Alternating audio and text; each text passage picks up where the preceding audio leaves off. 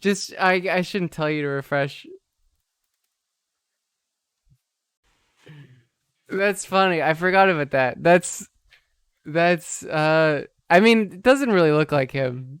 It's fine. It's fine. Um, I don't, he's probably not going to show it anymore. It's honestly probably fine if it's just like in passing. I'm just paranoid. On April 27th, 2010, Jordy uploaded the first episode of a new Did I podcast yes, I titled did. Painkiller Already, or PKA, alongside Call of Duty commentators Woody's Gamertag and FPS Russia, also known as FPS Kyle. The format was simple. The three hosts would talk with each other online and record the conversation, speaking with little direction and few notes. Podcasts of this kind were seeing a surge of popularity at the time, and with three relatively Was large he names mentioned before? Oh, okay. in the Call of That didn't process in my brain. It's probably fine. It's nothing Duty scene happened. participating, Nothing happened. I disconnected. along with a weekly upload schedule, it rapidly gained a considerable audience. Because these were made available almost entirely I unedited, DC'd. the production cost was extremely low, and their runtime would last anywhere from 1 hour to over 3 hours, tending to be longer as the series continued. Jordy's subscriber count began growing dramatically as the year continued, to the point that he felt comfortable showing his face. But at any rate, There he your boy, is. Wings of Redemption. I'm signing out.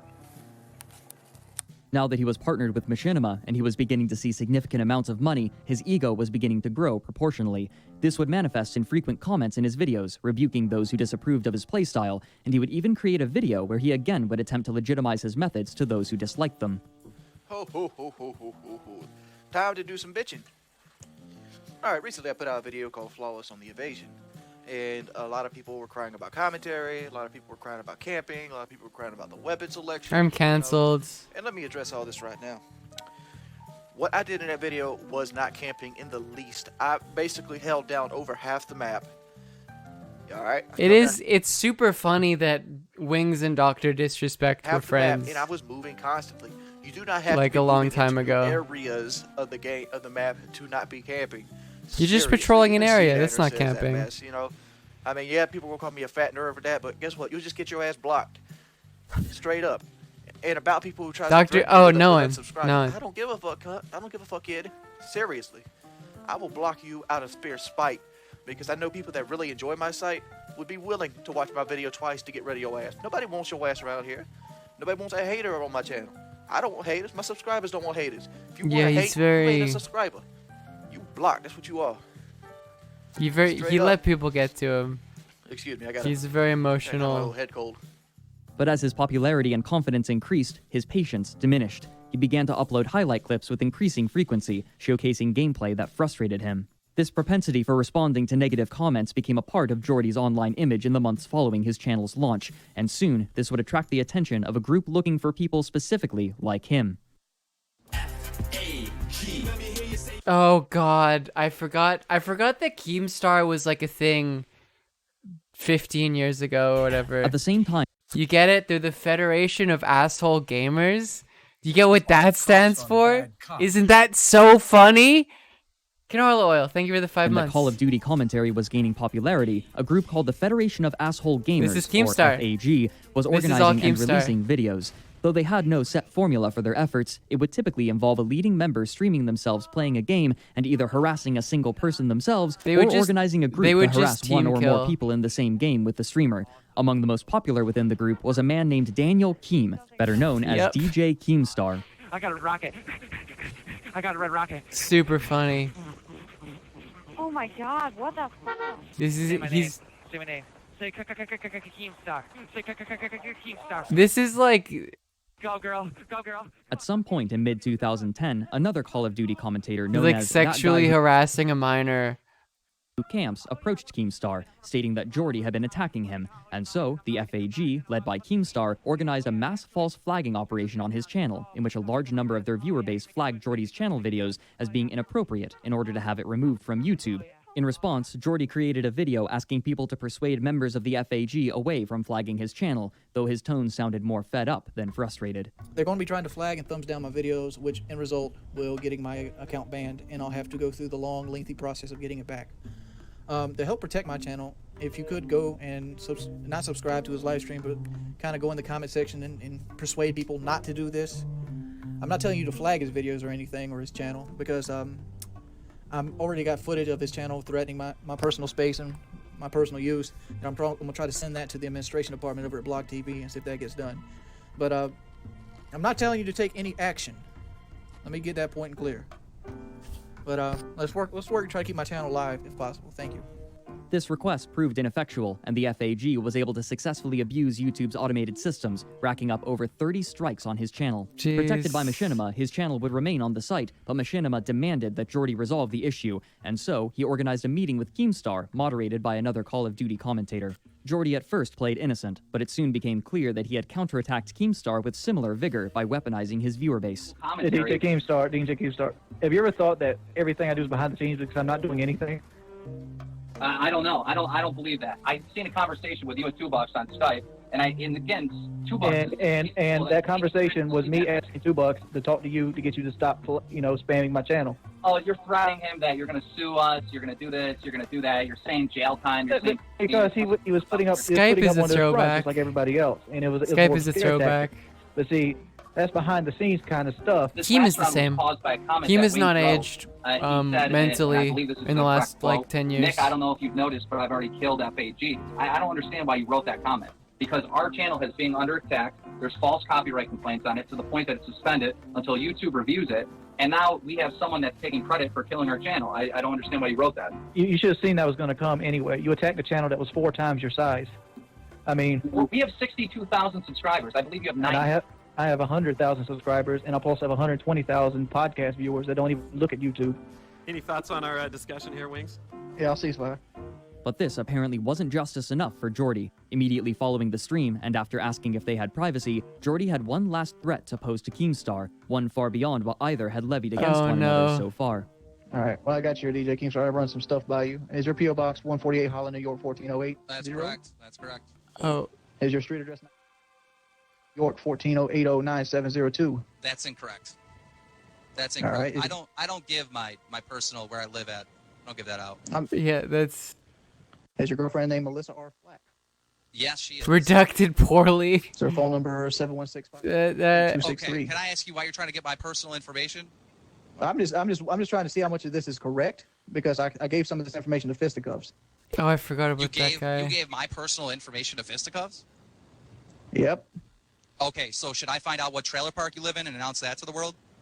I don't live in a trailer park, my man. Wait, so think what, it's what, a could what, have was fooled the me. motive? What was the motivation behind this action?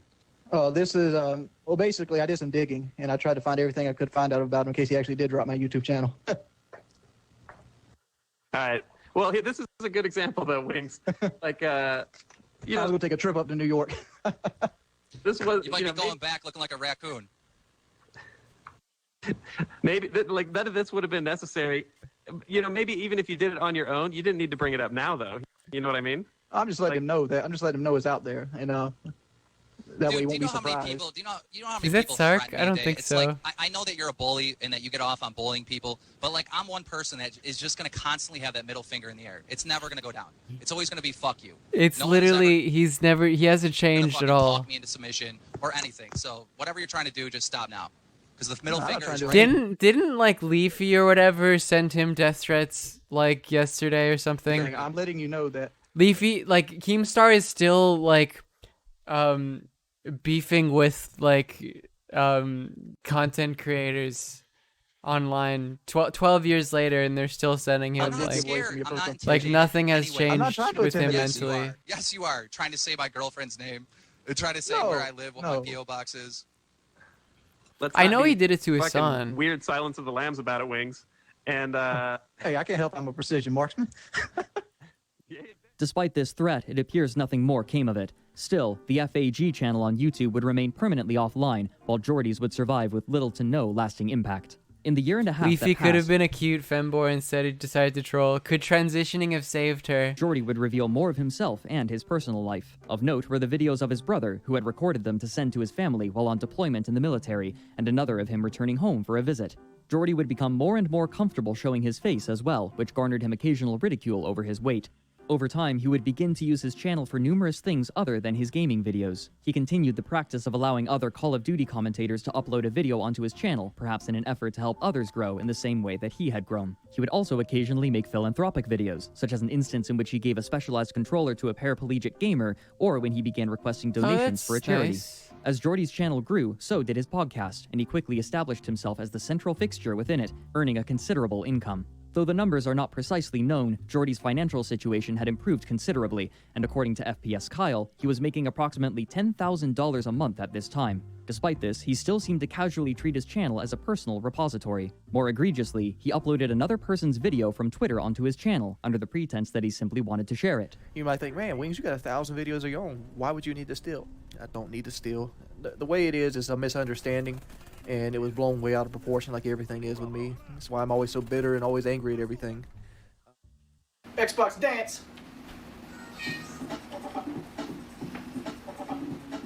By this point, he had also begun dating a woman named Shalene, whom he had met on a dating website. Oh, that's Shalene was nice. already a mother of 2 children before they had met, and Jordy quickly took to a parental role. He began providing financially for the 3 of them in every way, as Shalene had no job and seemed to have little desire to get one, instead choosing to rely on Jordy's income as she raised her children. It was also around this time that Jordy was beginning to receive more harassment in the comments of his videos, and he was reacting to it more and more. He gained a reputation for being aggressive to his subscribers, something he would attempt to refute. The thing is, I get criticized and ridiculed all the damn time saying I hate my subscribers. I don't care about my subscribers. I don't care about dumbasses.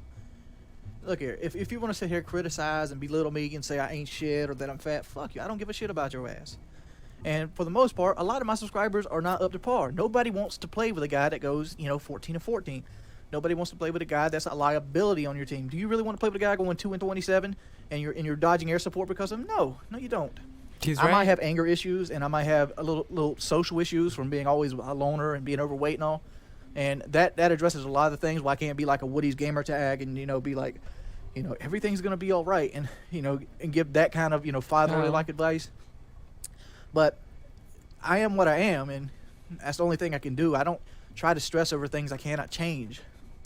Though he claimed not to care, he continued to dedicate not only mentions, but entire videos to arguing against these comments. This culminated in a video released on April 10th, 2011, titled, "This is Why I Am Always Hostile," in which members of his team during a game of Call of Duty derided him I and remember shouted this. his username.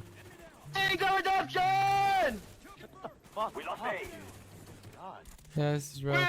It's your boy. Yeah, this is rough. I feel bad for him. This video likely had the unintentional side effect of spurring such harassment, as he was now giving them attention in videos, beginning a cycle of harassment and encouragement. But even as he was losing patience with viewers, he was mending relationships with other creators and building connections. For example, Is it disrespect? No, it's Keem. Okay. on July 3rd of 2011, he I'm uploaded just a keeping video my of eye himself in out. person with Keemstar. Perhaps more surprising was the fact that they were at the mansion of Alki David, a man who had inherited a net worth of $1.5 billion to compete in Call of Duty for a cash prize. This Oh, event was yeah. interchangeably called the Battle Cam Bowl and the Billionaire Showdown. Despite these promising prospects, his confrontational attitude would only worsen until it culminated in an event that many considered to be the moment when his career changed completely. I don't think I can be banned. There's a... Oh, okay, this is the moment, the why the fuck you stream that shit thing. Okay, this is internet history. I think... I don't know, it's fine, whatever, who cares? On August 25th, 2011, the hosts of the Painkiller Already podcast gathered to record their 67th episode to thousands of viewers live. They had eventually chosen to change their recording methods. Rather than simply recording and then uploading the podcast to hosting sites and YouTube, they would stream the recording sessions to Justin TV with 3 main sections. before a pre-show, Twitch. the podcast itself, and a post-show. While the podcast would only run for approximately an hour and a half, this stream would last for upwards of 3 hours, sandwiching the official part of the podcast with casual conversation. This particular week, their guest was an up-and-coming Call of Duty commentator who went by Syndicate. Syndicate had gained popularity by playing Syndicate, also the one involved in the he's the other dude in the T. Martin betting scandal. Remember that? Cooperative game mode in Call of Duty called Nazi Zombies, or simply Zombies, This which is is a choose human classic. opponents in favor of AI-controlled hordes of enemies. For the majority of the stream, the episode proceeded as normal, with Jordy discussing Did his he get Me Too'd recently? Found Oh, fatherhood. jeez. I'm really digging the whole father figure kind of. It's cool seeing like you're doing stuff with them and they're responding to it. And I didn't get you're banned on actually Twitter. getting I through just to it, don't and go on you it win anymore. those little battles, and those little battles feel like you win wars. It's like you just getting him to say what he feels like instead of I don't know or because. However, during the post-stream, Jordy began to mention his low opinion of Syndicate's abilities and his chosen play mode, while simultaneously showing his ignorance about it. If you want to try and get all the zombies, like say it's an insta kill and there's a zombie to your right, you know, you want to make the most of it or something. Or is it You know, huge I've had this debate with people so often. Let's just go back to multiplayer. That's where my experience is at. But wait, we're not talking about multiplayer, right? Like I think Syndicate would. No. There's no difference. What's the difference between a zombie behind Zombies you always and a say- guy with a gun behind you? What's the difference? The difference is if you're facing one way, you're going to turn all the way to turn around to the zombie. Oh, and you haven't got critical gosh. fire. I look at it like You're gonna this. knife that If, zombie. if you Nerds! get yourself in that position, He's gonna you hit deserve bad to news die. now. Not at all. Because zombies. No. As they argued and Jordy continued to profess his skill, Woody had a proposition. See, I'm to just gonna me, say this: you're talking to a guy who's probably 4 Oh, times the fuck. multiplayer than you are. Wait, we're And talking you about zombies. no matter. It doesn't matter. There's no okay, difference. I'll do I this. bet You're you. I talking bet to you a guy right. who's I 4 bet times you the right zombie now. player you are. I bet you right now I could get on zombies and stay toe for toe with Tom and not even know the fucking map.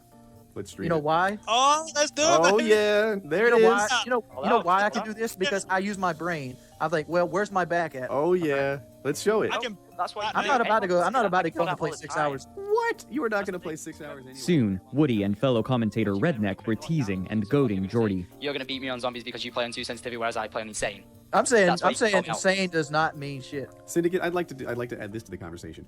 I am also much better at zombies than you, but I refuse to play or prove it or stream it or provide any kind of evidence about it because it would take me too long. I didn't say I was better. So I'd go toe for toe with him. Like I would kill Okay, just as all many right. zombies Well then, as he I would. take it back. Tom, I am just as good as you, but I refuse to play. It's boring as No, fuck. that's Why you fine. think I As don't they play discussed zombies? further, Wings continued to describe his superiority in both skill and content creation.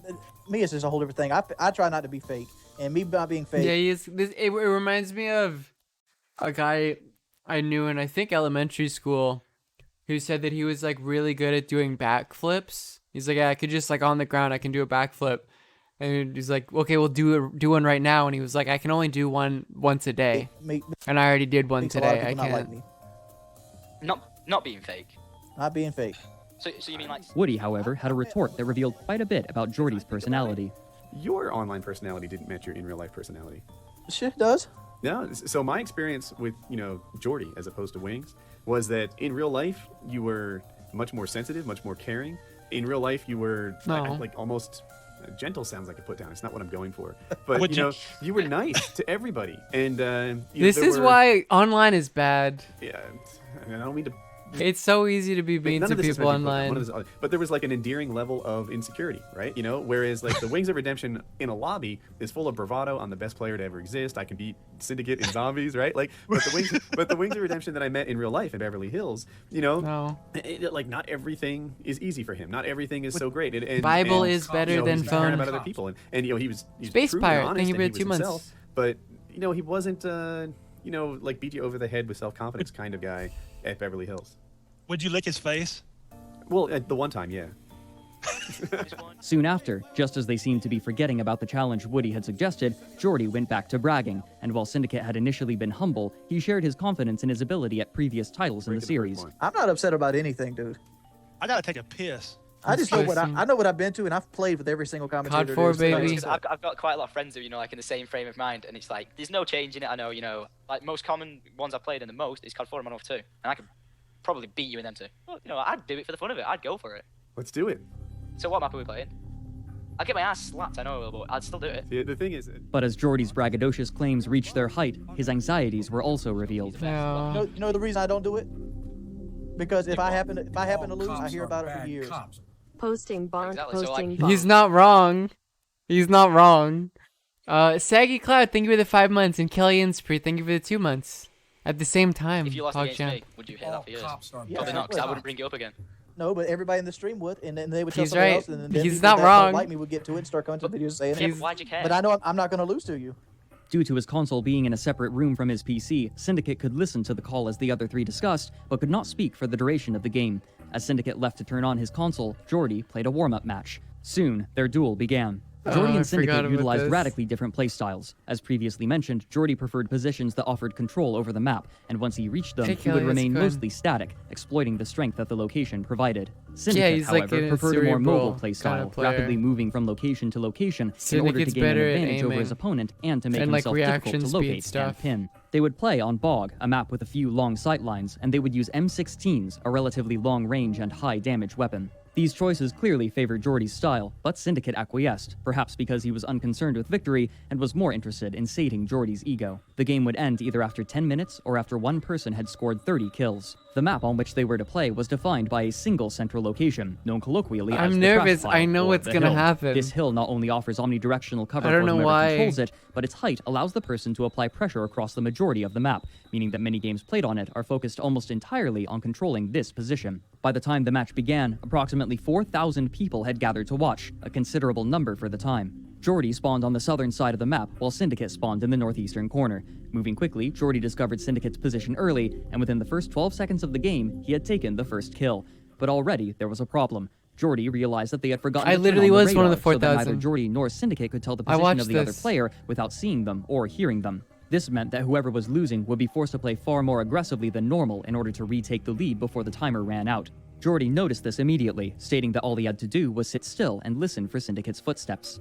You probably should have paraded wrong, so I can sit there and be a bitch to sound war now. However, due to his slurred speech and poor microphone quality, many people interpreted this statement as insulting Syndicate and acting cocky. Syndicate, undeterred, respawned and immediately took the trash pile, using it to get his first kill. Perhaps looking to test Syndicate's abilities and find It's a his good place to weaknesses, patrol. Jordy began experimenting with new tactics, engaging from farther away and attempting to sneak behind him, but Syndicate proved prepared for each instance. Finally, with a bit of luck, Jordy spawned behind Syndicate, dislodging him from the hill. The positions reversed. Oh, he's Jordy had getting his chance into to it. catch up, soon He's, getting like, another getting kill, into cutting what the score happened. at 3-4. It's a but Syndicate fucking, had an unforeseen you know, advantage. Though he had never strategic- seen Jordy's gameplay, he knew that Jordy favored more passive strategies, and based on this knowledge, he took a gamble. Syndicate threw 2 grenades toward the trash pile. Oh, One landed yeah. wide, but the other landed directly on top of Jordy, forcing him off of the power position. Miracle Nade almost hits target. Oh my god. Oh, Miracle I'm Nade. loving the Too far play-by-play. to reliably retake the hill, Syndicate ran farther west and This hunkered is down good. behind This is cover, good. and This is a Jordy good followed. video. However, perhaps suspecting I mean, such, obviously, Syndicate it's turned and fucking took another 6 kill million with a views. single burst as Jordy ran towards him, with no chance of a rebuttal. Spawning on the other side of him, Jordy attempted to catch Syndicate by surprise, but again, Syndicate was too quick, and a single burst was enough to finish him off. Now with over double Jordy's score, Syndicate was in a comfortable lead, defying the expectations of nearly everybody present. But while the other people in the voice call were laughing and enjoying themselves, Jordy's mood was souring. Having just insulted the ability of his opponent, and with his reputation as one of the most popular Call of Duty players, he felt pressured not only to win, but to do so convincingly. Now that he was losing, his confidence was proving more fragile than his boasts had suggested. molding. Jordy again spawned on the trash pile, taking another kill as Syndicate attempted to reposition, but he was removed from it almost immediately after another engagement. Good lord. Syndicate up 8-4. Despite his lead, Syndicate chose not to remain sedentary, instead moving about the map and searching for the next engagement in adherence to etiquette. By this point, the stream had reached approximately 7,000 viewers. Jordy Oh, yeah, respawned you south literally of the hill and made a dash turn for off it, but was caught by notifications on Syndicate and Xbox. pinned behind a piece of cover. As Jordy stayed in place, Syndicate moved west and again predicting so Jordy fucking correctly, annoying. flanked him and took another kill. Is he still sitting over there, just crouching? I'm sorry, I can't tell you where he is. That wouldn't be right. Maya, A thank you for the minute gift passed sub. as the two hunted each other. With pressure mounting, Jordy began to accuse Syndicate of misconduct only seconds before the shot of the next engagement began from across the map. Picking up girls lately. Look here, Watching let my me. videos. Why don't you go and make a comment that there's not been a shot fired in almost 2 minutes because Syndicate's laying on his belly somewhere.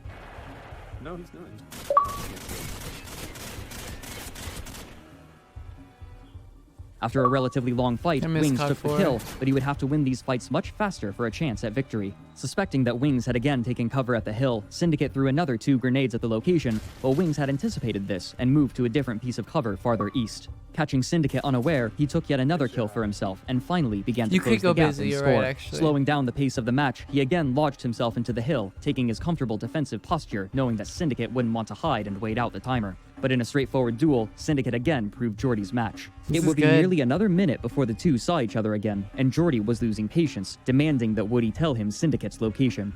Dude, he's just fucking hiding. Look, I'm looking at the fucking map right now. Where's he at? Oh, I see him.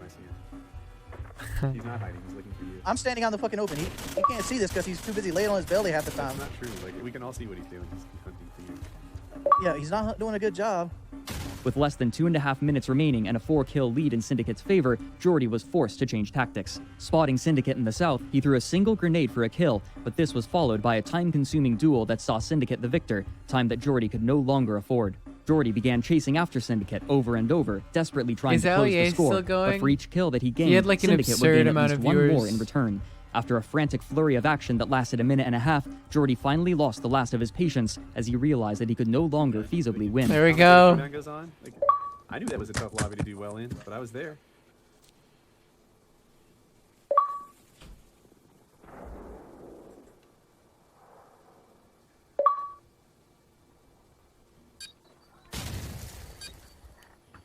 Wings, are you in the game?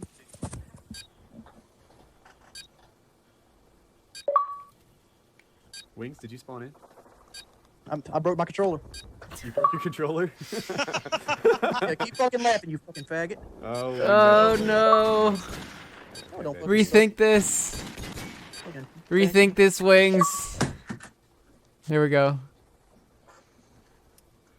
Yeah, we pop in there, man. Fuck you. Me?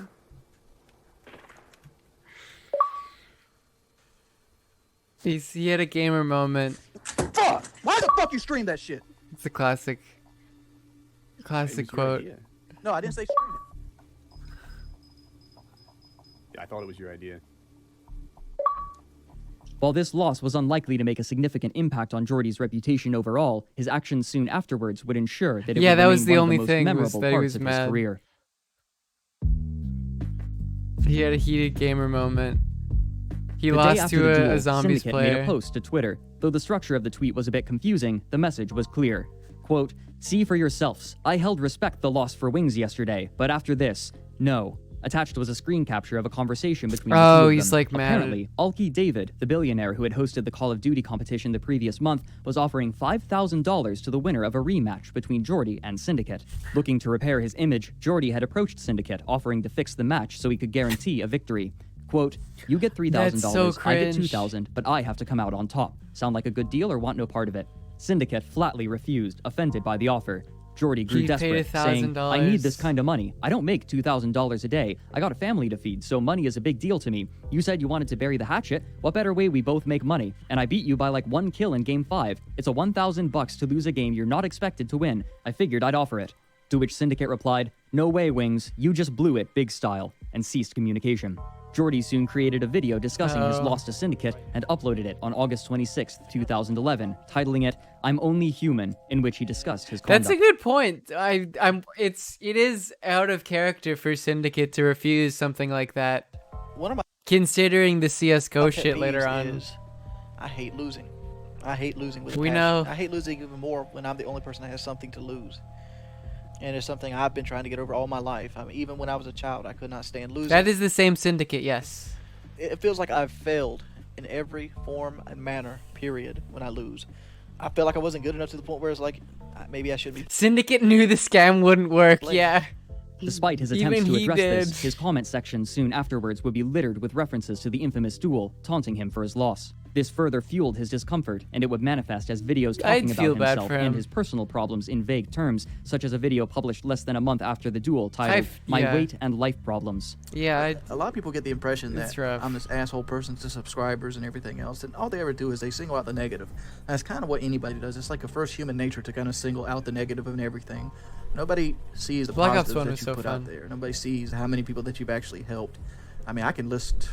You go on any other commentators' videos, you won't see even a shrimp of the amount of hate that I get. Which I knew going into it with my playstyle that I would get tons of hate. And since there's been so much stress with sub box breaking, the view count thing, the losing the 1v1, all the haters, all the loss of subs, I've actually gained 20 pounds because all I've been doing is worrying and eating, No. worrying and eating. That had to go along. I don't have Along it with the as new bad family as that I this. got, it but gets- that's basically why I it don't gets go on Twitter anymore. Really problematic. It sucks. I mean, it's just all stress, and then It there's sucks ass. other problems in life, like, you know, why is this like this? I try to be a nice person. Why do I constantly get hate? You know, I don't know. Like, Maybe it's because I watched his videos way back when, but I feel people like, sympathy. ignore the haters. No, it's hard to ignore the I know he haters. said he did a Your homophobia, natural response to anything is to single out the and he negative. needs to rethink this. Oh man, why couldn't that be like COD 4? You know what I'm saying? Know what I'm saying? And if you ever actually wonder where that's He was from, a gamer moment. That's from All the Trailer right. Park Boys. You can check that out on Netflix if you live in the United States. Alongside his regular YouTube content, he began occasionally live I think streaming he's his play better now, sessions isn't in he? late November of 2011. However, He's Jordy also reformed. began to show some of his negative views of himself. First off, most of my fans Liv quit Twitter because too many people called her an sadist. Honestly, partially base true. don't like me anyway. Yes. Most people watch me to say what I'm about to say. Despite this growth, That's he was half losing of the enthusiasm truth. for his gaming career, something he made unabashedly clear in his videos in early 2012, such as in a video titled, "Why Hide the Truth?" You know, I do have for you today some stale ass fucking gameplay. That's what I got for you. I got it on lockdown too. And you know why I have stale ass fucking gameplay? Because I hate playing the fucking game. Plain and simple.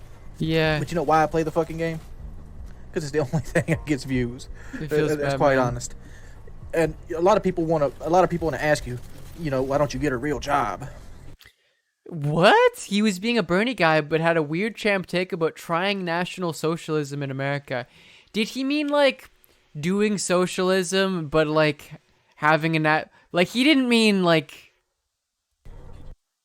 Real jobs don't pay as well. I don't. They don't. I mean, perfectly honest. Like, if a real job was the Wings. answer, I would have gotten a real job a year ago. In March, another significant upheaval occurred in his life.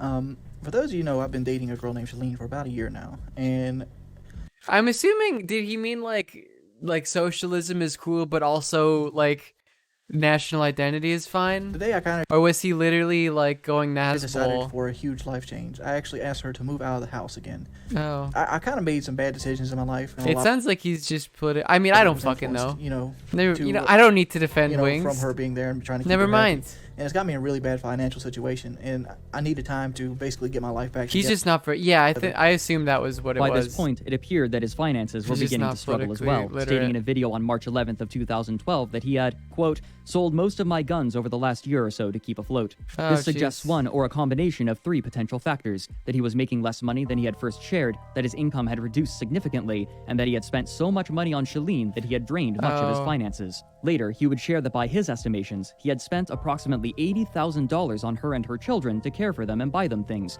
including a new truck in which they had eventually left. Perhaps recognizing the popularity Oh. of the content that focused more on his own life, this sort of discussion would come to dominate his videos more and more, to the point that they came to resemble vlogs more so than Call of Duty commentary. If you're going to That's fine. if you're going to let the opinions of others dictate your life and allow you to basically not do something, like just because you're fat's going to allow you not to travel on a plane, just because you know you're you don't think your face looks as pretty as somebody else, you're not going to go to a movie. I mean, that's in the same line and ballpark of thinking that you're in by not wanting to date a girl because she's classified as a slut. One of the topics that he would discuss frequently was his weight, as well That's woke, isn't it? I think. Yeah. as his desire and efforts to reduce it, I think which that's included good. sharing video of himself working out and recording straightforward vlogs about it. And this is my first trip to Dr. Norman since I got back on the diet. And I went Oh got yeah, the, he lost a bunch of weight, didn't he? prescription pills again for it. And while I was there, I was weighed, and it bothered me how much I weighed at that point because I kind of realized where I was at. Keep in mind, March-ish He of gained last it back? year, 2011, I was around 368 pounds. So within 1 year, I had put on around 100 pounds. This pressure would continue to build, and soon it would manifest in a way that would shock his viewership and further alienate him from his contemporaries and his friends.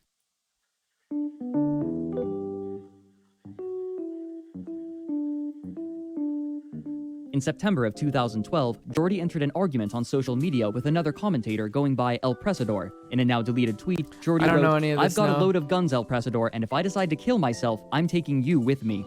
Soon, the Call of Duty commentary community was talking among themselves about Jordy's conduct, but there was at least one person that saw an opportunity. Oh no, I can't, you can't hear that. He's saying the word. He's saying the word, by the way. I don't want to, that's borderline, he's saying the word. He's having a gamer moment. We're just gonna, for a group call I'm that just would be recorded and muting streamed it. live I on don't, September 23rd. But before El Presador or Jordy could join the call, another commentator who had inserted himself into the situation joined as well. I immediately recognized that very specific video. Going by you White can't, you can't. 47th Street, who proceeded to lambaste Jordy for his conduct. He expressed his belief that Jordy had made these comments on Twitter to increase his view count. Right. He did it for attention. That's what a fucking 13-year-old emo chick does. White Boy 7 I remember that dude. That was one. He was one of the main dudes who started doing the like giveaway stuff. So he would be like, yeah, we're giving away an Xbox. All you have to do is like the video and view it 10 times and comment. And he made like, you would make like 10 times as much money on the giveaway video through ads.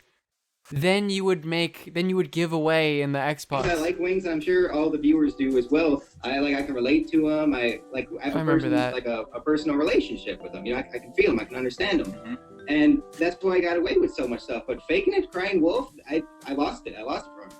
Soon after, Duranker had an opportunity to give his perspective. I respect what Wings does, don't get me wrong. You know, I'm not hating on him. I'm just saying all he ever does is complain. As soon as Jordy joined the call, he demanded that he be able to speak with the other three who had become involved. White Boy 7th Street, Duranker. Oh, that's Only Use Me Played. I forgot that dude existed. Isn't he like really right wing or something? Isn't he also very problematic? Immediately upon Duranker's rejoining, Jordy began insulting him based on his employment. He's the guy he only knifed in Call of Duty. And he would never use commando because it was like, oh, he's a rapist? Oh. Then began proclaiming his superior income. Go ahead, Wings. I told you what it is. You're a production supervisor. You walk around with your hands in your pockets. You probably turned a wrench in 8 years, and you want to sit there and talk about gall of working hard. So you have a fucking cake job. Your job is fucking cake. What do? Is you hold your hands in your pocket. You wait till the fucking safety meeting in the morning so you can suck up to some fucking big wig's dick. Then you go home and you drink your fucking Miller Lite while it sounds like you're doing. No, actually, I'm on my phone. I'm actually at work because I have a job. Anyway. Actually at work because you have a job. You know what? I did your fucking job for 5 years. And you know what? I make more money now than I did at that job. One day of the week than I did. Wings, and that's what I'm saying. You make a lot of money, but all you do is. But the fact is, the more money you make, more responsibility you take on. You're also failing to neglect. You're talking about people taking $120 out of their check to feed their family. Look here, son. I have 9 people I support. 9. Not 1, not 2, not 3 children. 9. Paradoxically, he then began explaining his aversion to manual labor. No. You're making it seem like I've never worked a real job before. The reason that I have worked a real job is the reason I don't want to work a real job again. It doesn't matter if it's labor or backbreaking work. I'm like, they're going to drop a gamer word. I'm worried. You know, if I see a person digging a ditch, you know what I don't think? That's a hard worker. I think that's somebody that fucked up in his life. Right. Soon, Woody offered insight into Jordy's mentality and even claimed that Jordy was lying. Wings, can I ask you a question? Yes. All right. So when I was watching the Twitter feed gamer unfold, words. like, They're this coming. is how I sense played in it. my own head. I saw you upset, and I know you, right? Yeah. So the rest of this, I was paying attention to COD through like maybe 50 minutes or so. The other hour and 20 or whatever. This is all me. This is not. I know none of this. You know, when cash comes in the bank, you feel wealthy. When the bills roll in, you feel broke. When the views are high, you feel, if you have a good day class view-wise, politics. you Yeah, feel I like mean, of things are awesome. course. If you have a single That's bad not day a surprise. view-wise, you worry that the world is crashing. So I watched you on YouTube. And Well, I thought, someone mentioned that he likes Bernie, but then also said that that America needs National Socialism, which is like, I guess it makes sense that he has incoherent politics. He's just a guy who has extreme feelings and expresses, like, there's no sort of long-term, like moderation filter on there. If I get 700,000 views today and 30,000 views tomorrow, I feel like I got 730,000 views over 2 days. You feel like, oh my gosh, my channel crashed today. The world is ending. And so when I watched your Twitter thing and saw White Boy respond to it, I felt like White Boy was off target because he's like, oh my gosh, this guy faked a hoax. I saw it. I felt like you claimed it was a hoax. What as a way to happened to change the Woody? topic I don't and end the fucking beef. know. Wings, it's been kind of been you. He's versus kind the of just doing the exact same shit he was doing before, right? tonight. No, it's always me versus the world, dude. It's been like that for the last 3 years of my career. I'm pretty much, Scarface of the YouTube community. I'm the bad guy. I'm the camper. I'm everything that personifies everything bad. That's pretty cringe. That is pretty After a bit cringe. more arguing, Jordy began to threaten and He just insult does White RL Boy, while videos? Woody Okay. unsuccessfully attempted to defuse the situation. You're real close to me. And just they have a telling you podcast. what you actually make. They have a podcast that is apparently transphobic, which I guess is not a surprise. That's not anybody's business what people make, though. I know what he makes. His contract ain't much different from mine. But Wings, he's not talking about money though. He is. He's calling me a view whore when he said himself I'd get like 1,000 views. But you're a fucking dumbass, dude. I don't do that shit for views. If I did that shit for views, I would do it on my fucking YouTube channel. Why don't you take your one-eyed ass and learn fucking something? Quit smoking pot. Quit being a fucking high school dropout. So I think instead of going after the messenger, we should talk about the messenger. I'm a fucking person too, and you're sitting there trying to destroy my livelihood by some fucking bullshit, trying to say I did some view whore and shit. Fucking suicide. Do you not understand the gravity of the situation? You faked this suicide for views. Your fucking raw instinct. After Jordy returned, the live stream took on a drastically different tone, discussing Jordy and his Jesus negative Christ. mental health. It's not a fucking fake suicide. That's what you don't fucking understand. I'm a suicidal fucking person. Jeez. I don't like my fucking life. Wings, why do you, okay, listen, Wings. Sometimes we as human beings, we just have to look down when things are God, tough and this is look all at what so we awful. have. I know I'm sounding like a Hallmark card What do right I now. fucking have, Keemstar? Please, I have a fucking what? life full of drama. I have Am I doing trying to something? get big off me by threatening to put the FBI on me. I have one of the biggest channels in the gaming on YouTube trying to shut me down while I'm having one of the worst months of my fucking life. Make it What stop. do I I'm have? sorry. Wings, think about what you just said. You said that you have El Presador trying to get big off of you. Now, do you really believe that? Do you really believe that? El Presador's a fucking leech. That's No, what no, no. But what I'm saying is, if El Presador is really just trying to get big This off is you, sad. that is an awesome Fuck. thing. That's a compliment. It's Isn't not it? an awesome thing. It hits you all at once, dude. Have you ever? Well, you probably have. You gotta look at it glass half full, glass half empty. You have so much, and people in this community, look up to you. All right, they do. They do. People in the community I don't. actually look up to you. El Presador is too late for me. I stopped paying attention, I think. Wings has been around for forever, and as much as people battle with you, people do respect you. And admire you. Look at how many people tune in. I don't understand why all these people are really famous. I mean, honestly, like, Twitch now, I don't, that's edgy. To PKA. No offense.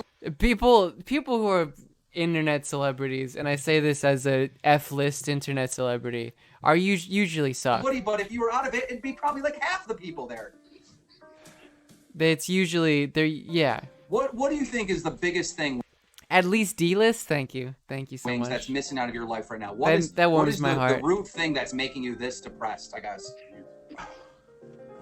I mean, is there something really missing? Because people look at you from the outside and say, that guy's got a lot,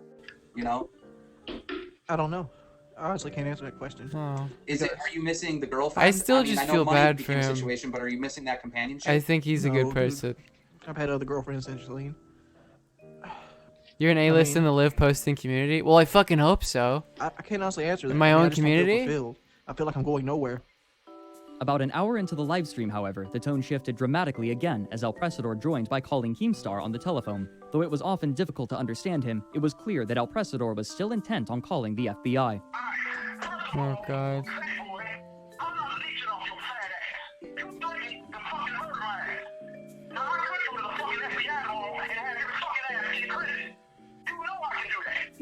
Yeah, but you're too lazy, and I also know that.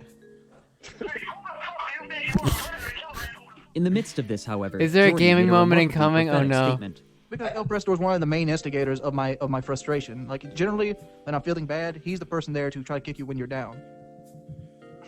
Why don't you get that he's just a troll, and he says he's trolling you while he's doing it, and you still bite into it? You're El feeding him Presador is things, you're feeding Ohio? the troll. I understand that. Then why don't you just stop? Because it's not built into me to stop. It's not. It In the isn't. end, however, That's the drama rough. was resolved. So, Wings, El Presador, this is a breakthrough moment. El Presador said, let's sweep it under the rug. What do you think, Wings? That seems like a good idea to me. It seems like a lot of headaches avoided.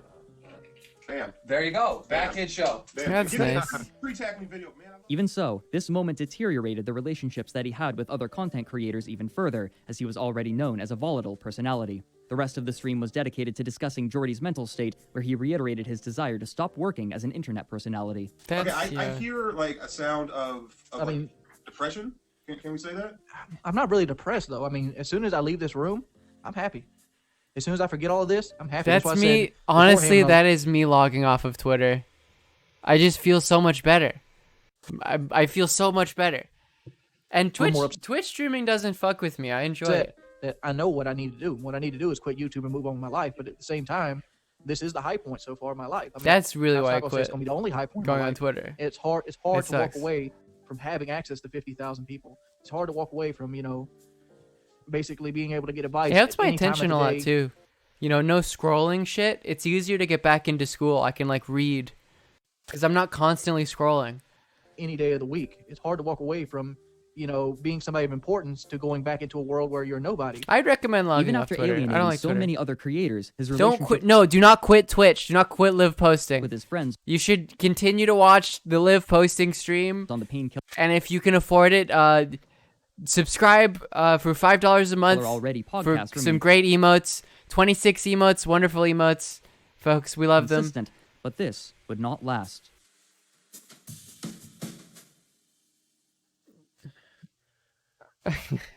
What a lot of people don't know is I kind of grew up without a father figure. I mean, for the most part, there were like guy figures in my life throughout my life. My mother was an attractive woman during her 20s and 30s and even 40s. Over the next year, Jordy quietly continued to produce videos. The That's longer nice. he continued, however, the fewer views he was receiving on Oh, his yeah, channel. he just But got this less didn't stop him from relevant. sharing a woman he had begun dating sometime in Oh, August that's of nice. 2012, named Brandy, whom he had met on a dating website, just as he had I Shalene. Compared to Shalene, however, she would feature much less prominently in his content. That's he a also good became idea. much more susceptible to radical mood swings. In early Oh. 2013, Machinima released him from his contract, and he created a video discussing this, titled Space Time Rock Wonder. Bottom. I Thank made you a for the few 5 gift decisions in my subs. life that Let's go. really crippled me when they dropped me. Oh, that Because I sucks. had like a 3-year Machinima contract. contracts I suck. signed one. And under the premise of me signing a 3-year contract, I bought things and made Oh. obligations that I normally otherwise would not have. Do we like dick? Yes. So basically, my channel's not doing very well. I've been going into the red for February, March, April, May, June. Like 5 what 2 months. Twitch streamers are dating? I would never fucking date another Twitch streamer. That sounds awful. And when I got that week off, it kind of like kick-started a lazy bug in me. And when you start getting lazy, you start laying down, you start sleeping more, you start getting depressed, you start realizing how fat you are, and then being fat depresses you, and that makes you want to eat. When you eat, you feel depressed. It's just the constant cycle of being a failure. That on top of just the negative comments. People always like, Oh, you're right. I forgot about Nico. why do you point and just zero in The one exception I would make for my those queen. negative comments? And like, I just can't help it. I can't. I used to have the skin of an elephant. Back in Modern Warfare 2, maybe Black Ops 1, I could care fuck less what you said about me. Soon after, however, he joined another company, Full Screen Arcade, but he was making significantly less money from this contract. Around this same time, perhaps attempting to increase viewer retention and income, he began speaking And more Meg, to YouTube fuck. drama, often eschewing the gameplay component of Call of Duty commentary, You guys so he are- could simply talk to the camera in a more normal vlog Never format. mind. I Throughout take back the thing I said 2013, before. His channel would continue in much the same way that it had, trending towards sharing information about his life and speaking his mind on any number of topics, from YouTube drama to national news headlines to his thoughts on the existence of aliens. He would even have a friend record doctors draining a boil after he became infected that's with gross. MRSA, a sort of drug-resistant staph infection, don't then wanna- upload it to his channel, Sorry, including I a just close-up don't of the have to see bacteria that. and pus oozing from his You skin. have to see that. Similarly, on Painkiller Already 149, he discussed a rather graphic and personal scene. One of the worst feelings I've ever had in my life. I mean, the only other feeling that I could even contemplate with that This might be would trigger the time warning. I was constipated and the Oh, turd went never mind. sideways on me. Never mind. Like, I was like, this might be some trauma doesn't shit. even make sense. let me tell No, you a it's story. about shitting. Okay. I had a really bad bout of constipation, and this was when I was on my diet in early 2011. I started doing Slim Fast to replace my lunches. I'm One thing I didn't surprised. learn- I'm surprised they didn't include one of the other things I remember about Wings on, because I used to listen to this podcast when I was like 11, was the I'm down cow about Slim Fast thing. is it dehydrates you really, really badly. Like you have to Trigger drink warning, a lot of water when you're on constipation. Slim Fast when you're replacing against meals, and I didn't do that, so I got dehydrated really bad. I'm talking about 3 or 4 turds deep. Which I think was a joke about Like it just having hurt to sex walk. with an animal. I can't remember. I feared pooping for about a week, so what I did is I ended up think going that to was get a big saline thing. enema. And I had my grandma give me a saline enema, and it softened it up enough to pass, but it only got a little bit. So like it softened like the Was it a first pod? 3/4 I think of the so. turd. I think it isn't You're on anymore. the toilet, and a saline enema like stimulates the muscles to actually This make it is come out. So I do gross. it goes, and then that little piece I don't about need this big this. hits it, and turns like that, and it spreads my butthole wide open. I fall off the toilet, and I Need hit this? my head onto the wall. I don't need. At the Liv posting Twitch live stream, we only react to the most incredible politics you could possibly imagine. The most incredible political analyses. And I call up my grandma. I'm like, you might have to take me to the hospital. But what we ended up doing is she ended up sticking her finger up my button and mashing the turd up. Now I know how to ask a question, guys. But midway through that year, this pattern would see a remarkable short-term change. While recording the Painkiller Already podcast, Grandma. FPS Kyle proposed a way to No. finally lose weight. One episode, I threw this at Wings because, he was bemoaning his Stationary life. Sure. And I said, look, man, come to my house. We'll do a fucking month-long boot camp. We'll get the fans behind it. We'll do a Kickstarter to get you like fitness gear, supplies. We'll film the entire thing. We'll make posters. We'll make coffee mugs. We'll get like a big viewership. Not only will this revive your body, it'll revive your YouTube channel. This will be amazing. Come to my house. I'll take a month out of my schedule. I will devote it to you. We'll do this thing together. It'll be fun. Yeah, FPS Russia. FPS Russia was like a video game commentary persona thing before he did the like gun shit. Expect him to ever say yes, because of all the things that we told you so far, he doesn't get. Didn't his like friend got murdered or something? His bubble too much. He's like co-producer or something. The man said yes. What's more, these videos would be hosted on Jordy's channel where he could collect the advertising revenue. With the plan in place, Kyle prepared for Jordy to move in. And so that night, I was taking a shower in my shower after the show, and he also went to jail for like smoking weed on the shower wall, and I was like, God, the shower is a little narrow. And then it occurred to me, Wings of Redemption could not fit into my shower, and if he was going to live with me, we would have to put in a new shower. So construction began the next day on a $5,000 shower. we tore out. Jordy arrived at Kyle's house on October 13th, oh, 2013. no, did he just like... In the video updating people on his arrival, he was visibly nervous, bouncing his leg and fidgeting as he spoke. Oh. This wasn't surprising. He was a self-admitted homebody, preferring to stay in his mother's mobile home with his grandmother. Oh. It's a really big change in life. He gave it's up? a change that kind of makes you feel better about yourself. On October 31st, the first video was uploaded, with the series titled FPS Boot Camp in all capital letters. The beginning showed Jordy squirming across the floor and pulling himself with a rope. He is allowed to use his legs. As long as he's moving weight, it's a good thing. Yeah. Pull.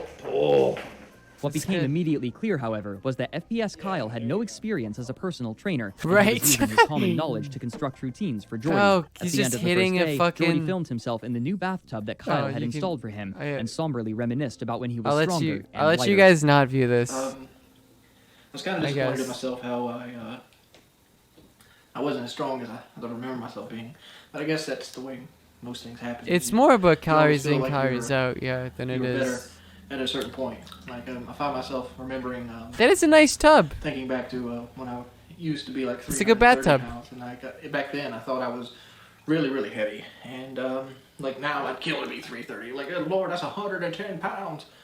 And that's exactly what it is at this point. It's 110 pounds, and there's really nothing you can. All cops are bad cops.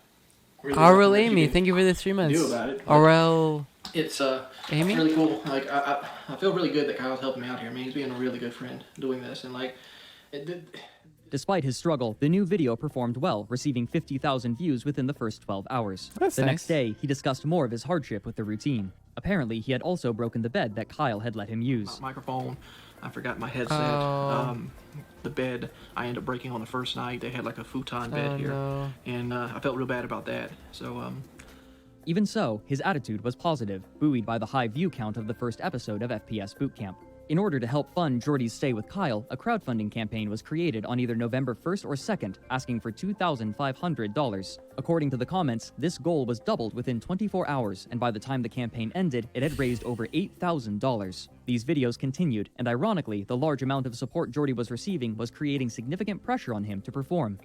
it's beyond belief how much support I've been getting through these videos, and like it motivates me. Like when I'm on there, in this video right here, you're seeing me make almost 3 minutes on the elliptical. The entire time I was on the elliptical, I thought about all the people sitting there rooting for me and how I can't fail, and like failing at this point would be letting everybody down, including myself.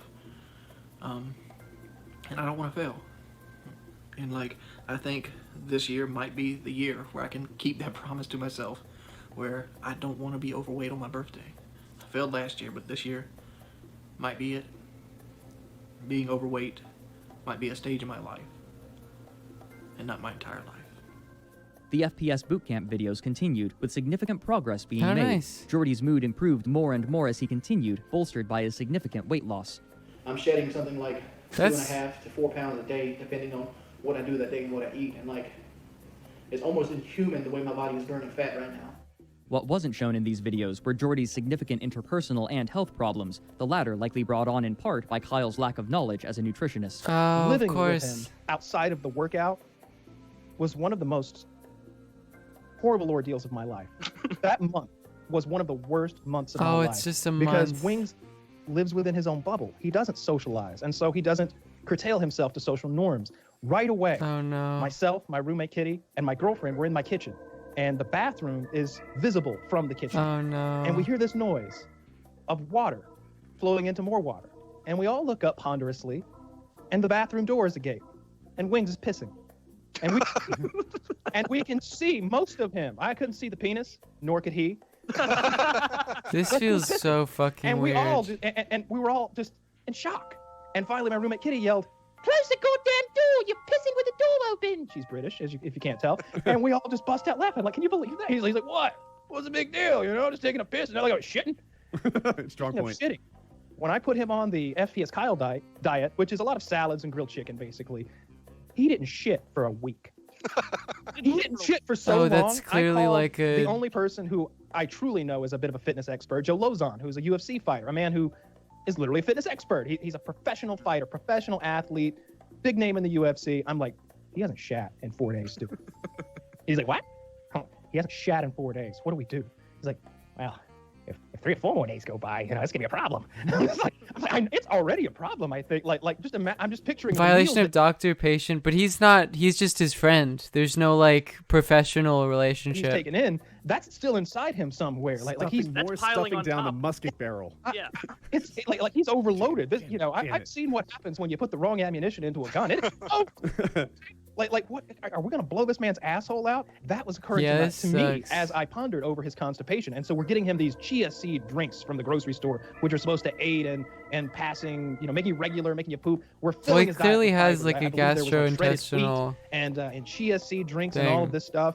And that's finally, not being like 7 or 8 reconciled. days in, I mean, I had to replace the toilet. Not because anything was wrong with it, but just out of principle. After he You left, knew what happened, didn't I knew what had happened there. It was like 2 weeks into the program, Jordy was beginning to feel discouraged after his weight had plateaued, and he approached Oh. Kyle wanting Yeah, to return right, home. that makes sense. Kyle was only barely able to convince him to stay for the last 2 weeks. When Jordy Oh. arrived back at his mother's mobile home, he seemed ecstatic about the amount of weight he had lost. That's- This inspired him to make a video of himself dropping weights roughly equivalent to the lost weight in order to show what he called the, quote, destructive power that I have taken off my body. Oh, that's Shortly afterwards, nice. he hired a personal trainer named Drew Oh. using the extra money left over from the crowdfunding campaign, and he seemed relatively good-natured about it, laughing alongside Drew and poking fun at himself.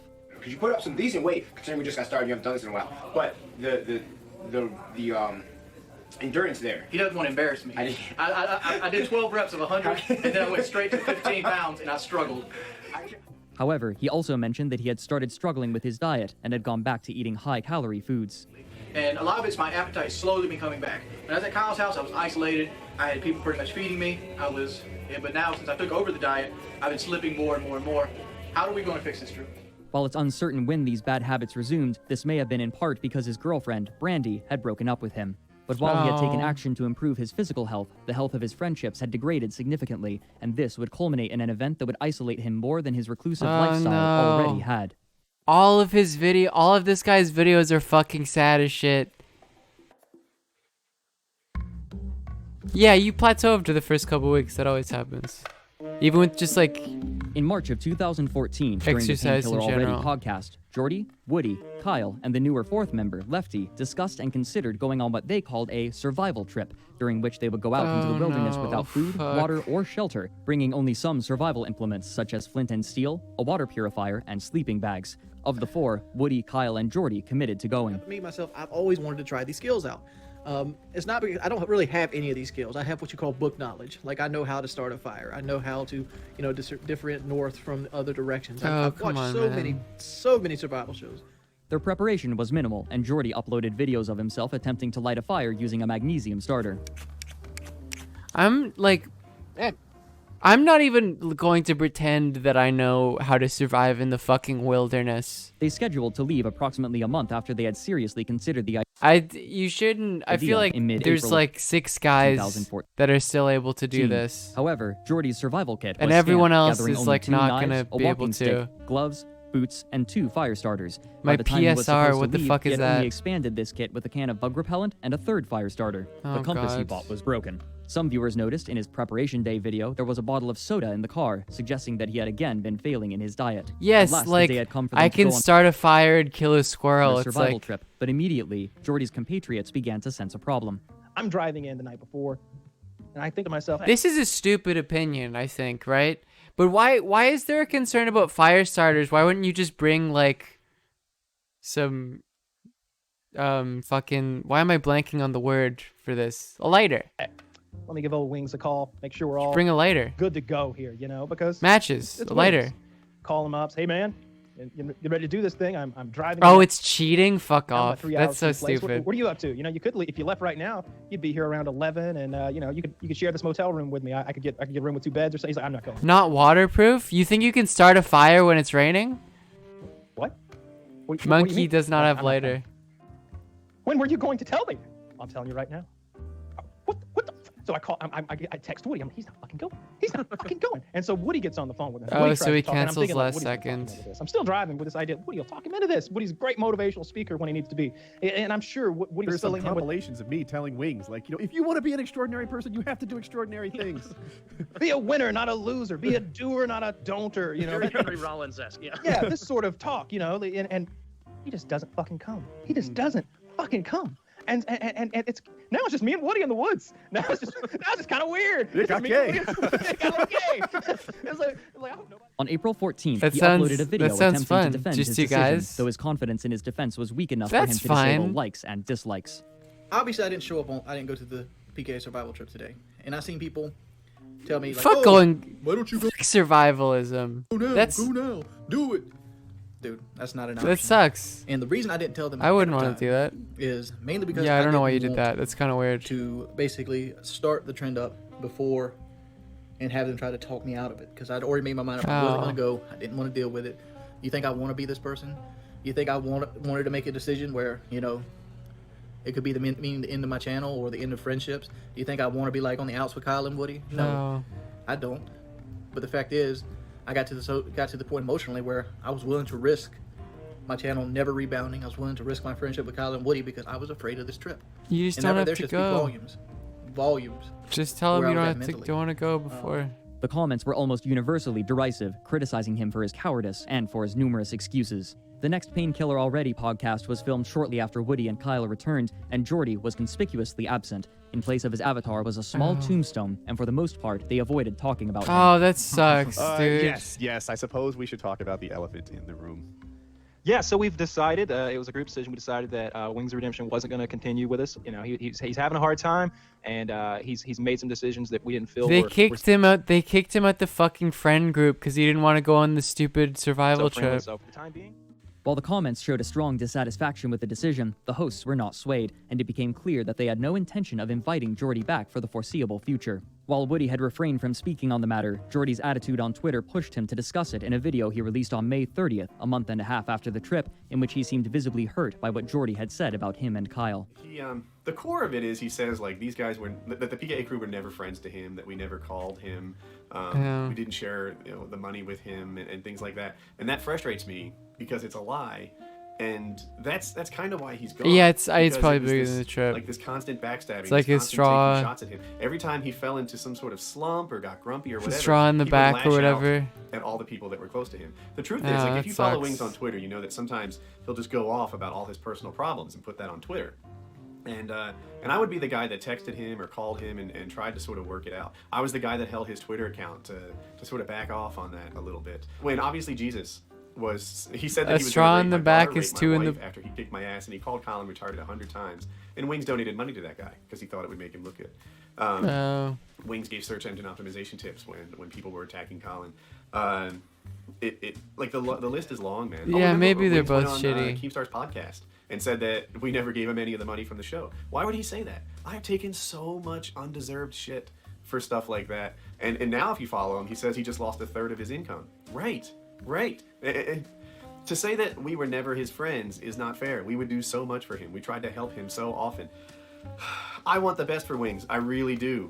But I That's can't have him in my bullshit. life anymore because he's been so terrible to me and my I think family. maybe they're both. And, and has done Not nothing good. to ever make up for it. I mean, people make Maybe mistakes, but that's this is a guy who talks without thinking and has a policy of never apologizing. And when you combine that, you get a guy that just takes and takes and never gives. And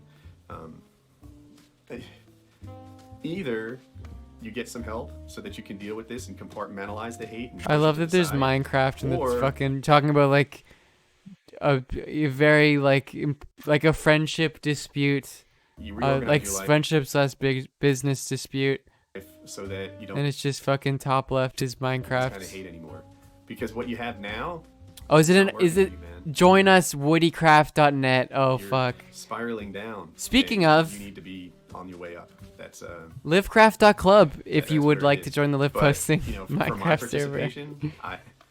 I mean, yeah, I guess they also used him for clout. I feel like on the lifeguard, you've been trying to pull me under for 5 years, and after a while, you know, the debt's paid. As Jordy continued to upload videos, his viewership dwindled further. Attempting to buoy his view count, he utilized clickbait titles for his videos and would comment on national news and drama, even talking about an incident when Chris Chan pepper sprayed a GameStop employee. He would also upload videos of himself. All right. We're no longer on Team Wings. Playing games besides competitive. Wait, when was that? How long ago is that? That's shooters, 4. I mean, would that's consistently not underperform, with some of them never reaching more than 10,000 views. He Yeah. struggled maintaining his workout routine and diet, halting I and then think restarting both of the people are bad multiple now. times. His That's personal my new trainer, opinion. Drew, would occasionally cameo to talk about Jordy's progress, his goals, and the workouts he was doing, but That's Jordy's attitude nice, I had turned guess. dour. Oh.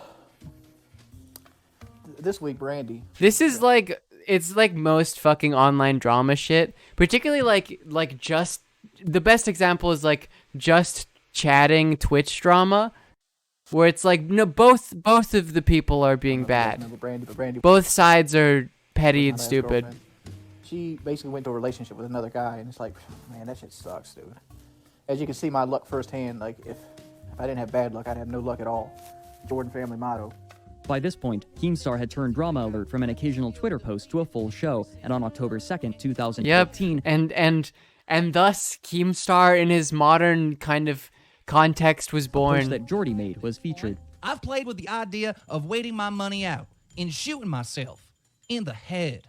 I even bought a hollow He's point clearly bullets to do it fucking with. Jesus. As Jordy- Keem is such a fucking despicable He human continued being. to struggle. He would occasionally post to his social media about thoughts of suicide, such as in a Facebook post on October 13th, 2014, that read in part, quote, "I don't joke around about stuff like that. I don't want to kill myself, and you don't kill yourself for attention. You do it to escape pain. Life was and still is a huge disappointment full of pain." Attached to the post was a picture of a package of bullets.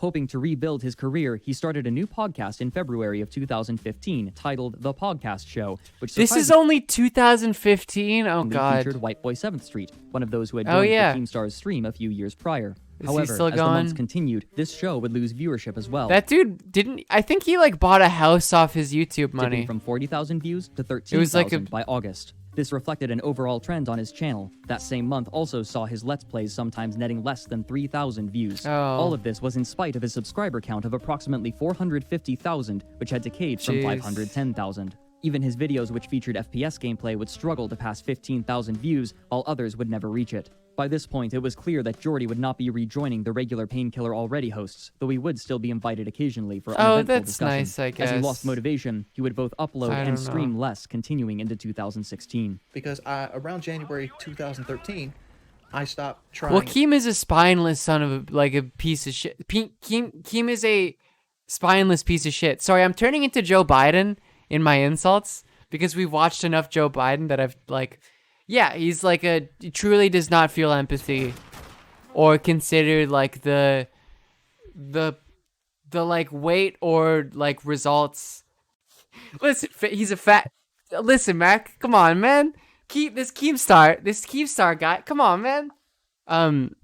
Just doesn't think about the possible ramifications of the things he says. I was worn out. I was posting And 3 their videos a day. effects. I was doing the most I could, and my entire life revolved around numbers. What killed my channel was me.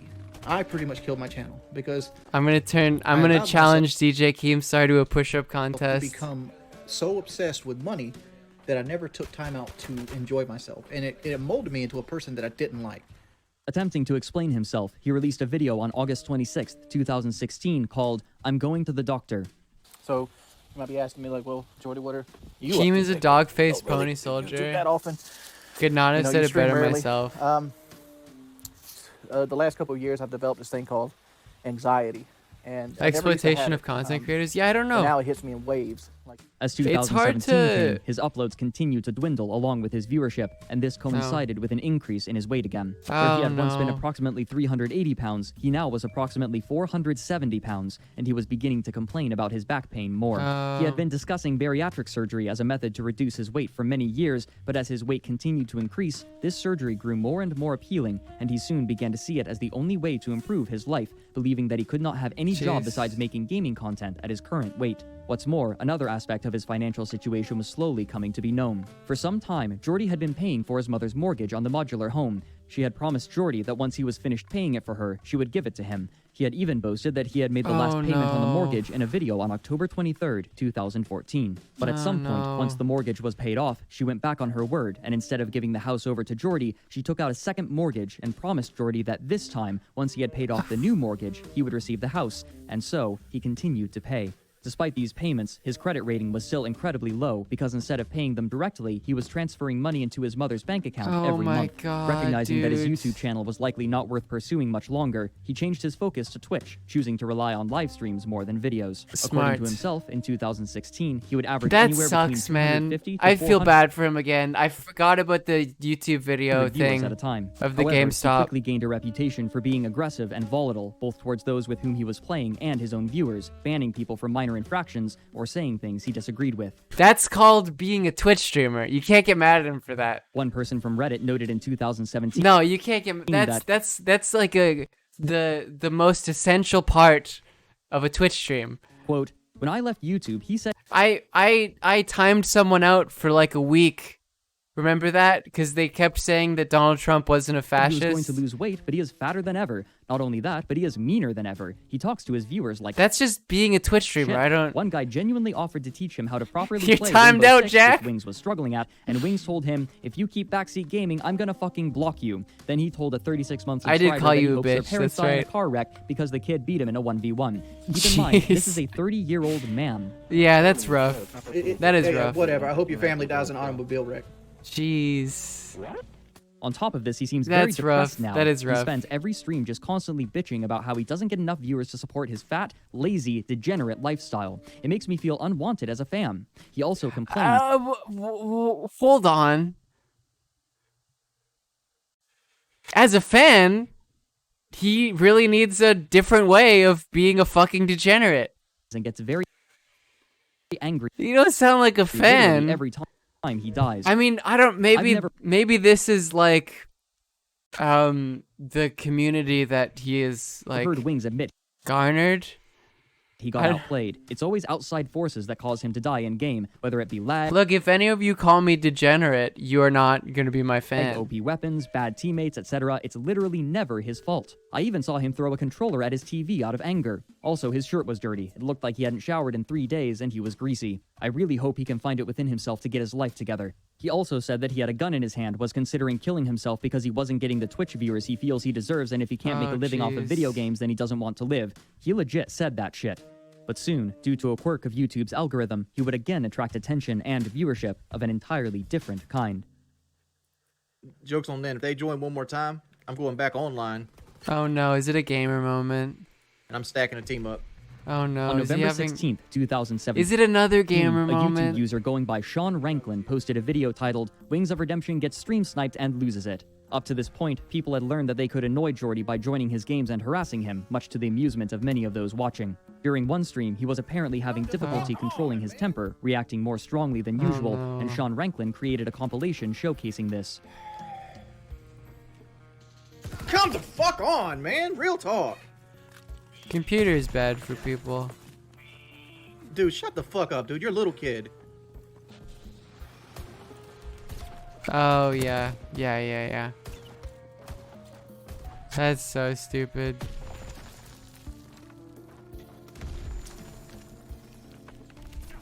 That's rough. Webby, fucking leave, dude. No, don't break it. Oh no. Like, if somebody could give me like their information, like their name, their address. I would that would have been a fucking crazy move, if you just like number, how I can get in contact with these guys. I would really like to know because like I'm seriously considering suing them. No, they're joining through recent players. Look here! Look, listen! Appearing offline does not fucking stop it. So stop giving fucking advice you know nothing about. I'm banning anybody trying to give me advice. Real talk. I relate to that. That's there's the Hassan. This is not it's a different level than Hassan. That's not.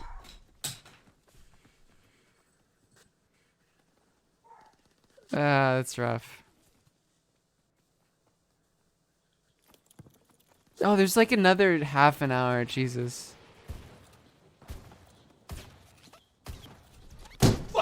Oh.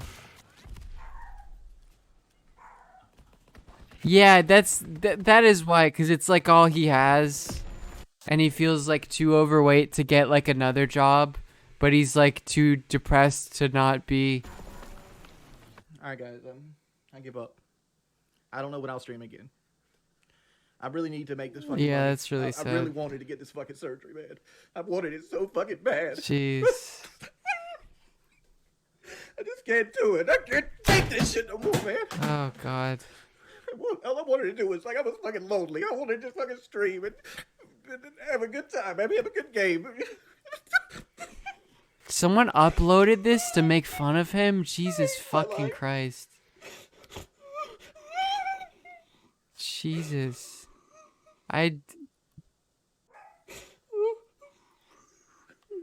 Sorry. I'm so sorry. This video quickly went viral, and as of today, it has 1.4 million views. And with the success of this first video, Sean would continue creating highlight videos of Jordy's streams, focusing on perceived faults in his character. The success of Sean Ranklin's channel encouraged similar compilation channels, and over the months, more and more would appear, combing through his streams to find moments that they found particularly egregious or of entertainment value. References to these videos would begin to populate his stream chat, especially memorable phrases from Sean's first upload, such as "look here, look, listen," and variations on "ban anyone who tries to give me advice." He would audibly order his mods to ban anyone who used certain terms or said certain things, that is but funny, these bans were easily circumvented with new accounts. Look at that bullshit, dude. Fuck! I guess at least he's making more money from it, but it makes your like so many hours into Rainbow Six, and all I've done is lose viewers. I lost 5 subscribers while playing Rainbow Six. 5. I was struggling to keep 150 views. I'm almost at 300 on a game I fucking hate. It's a game I fucking hate, dude. I detest this game. This game makes me hate fucking life. It really does. And motherfuckers that come in here just to watch this shit, I hate you too. I literally do. This sounds. It's like. I wish you just wouldn't show up, so I didn't have to play this shit. So like, it would just fail like Rainbow Six. With pressure now coming from viewers looking to antagonize him, Jordy continued to lean more and more heavily onto the idea that some form of bariatric surgery would improve and even fix his life. On December 2nd, 2017, he posted a video he can't log off to his channel. It's his only form of income. Solicit opinions from his viewership. He noted that he was considering multiple kinds of surgery, but more importantly, he had yet to decide where he would receive it. If he chose America, if he hates to play, why would he? His game, why would he play? Because it's what it would people cost watch. in excess of $25,000. But if he went to the Mexico Bariatric Center, the total cost would be closer to $6,000. And since his income had decreased significantly over the years, the latter was proving the more favorable. Like this surgery scares me to shit. But like I'm at a point in my life where it's like I'm 31. I got nothing going for me other than like a Twitch and YouTube channel. And like I'm chronically unhappy with my entire life, and like I hate video games. Jeez. Like there's no joy left in them. Like I do them. I've been doing them. I've had to play over like 10 hours a day for 10 years. This is $3,995. I have that money now. I literally have that money now. Part of me gets excited thinking about it, that by the summer of next year, I might not be a fat dude anymore. If I go this route, I could pursue things outside the house that I normally wouldn't do. I'd have better energy. I wouldn't be a slave to food. I wouldn't be a prisoner of my own body anymore. I might be able to find a loving relationship that will last, and not people that will give up on me because I can't be as mobile or as active as a boyfriend needs to be. Even so, the failure rate of the Mexican doctor was significantly higher than that of the American doctor. Yeah, he's Soon, just. Oh God, no! Come on, He man. began soliciting donations for the surgery during his streams in the event he chose to get it in America. As he floundered on which doctor to I visit, feel bad for the him most again. dedicated among the new group of detractors would congregate Never in mind. servers hosted on Discord. I mean, with of names such course. as Whale Watchers and Sean Ranklin fans, and soon at least one like had the- in excess of yeah, 1,000 the- members. What was perhaps more remarkable was that when Jordy became aware of No, these Jordy is Discord innocent. servers, he requested to join them so that he could have a discussion with their denizens, and many people eagerly Free Jordy. obliged his request for conversation. It he appears that didn't- this meeting took he place said in some early bad 2018, things, but I recorded feel and uploaded by sympathetic. Wingstings in a video edited to highlight what they found. I to don't be the know. most interesting. I guess it's not. It's got 6 million fucking parts. views. You wouldn't make videos that just trash me unremercifully. You guys have kept me up crying so many nights.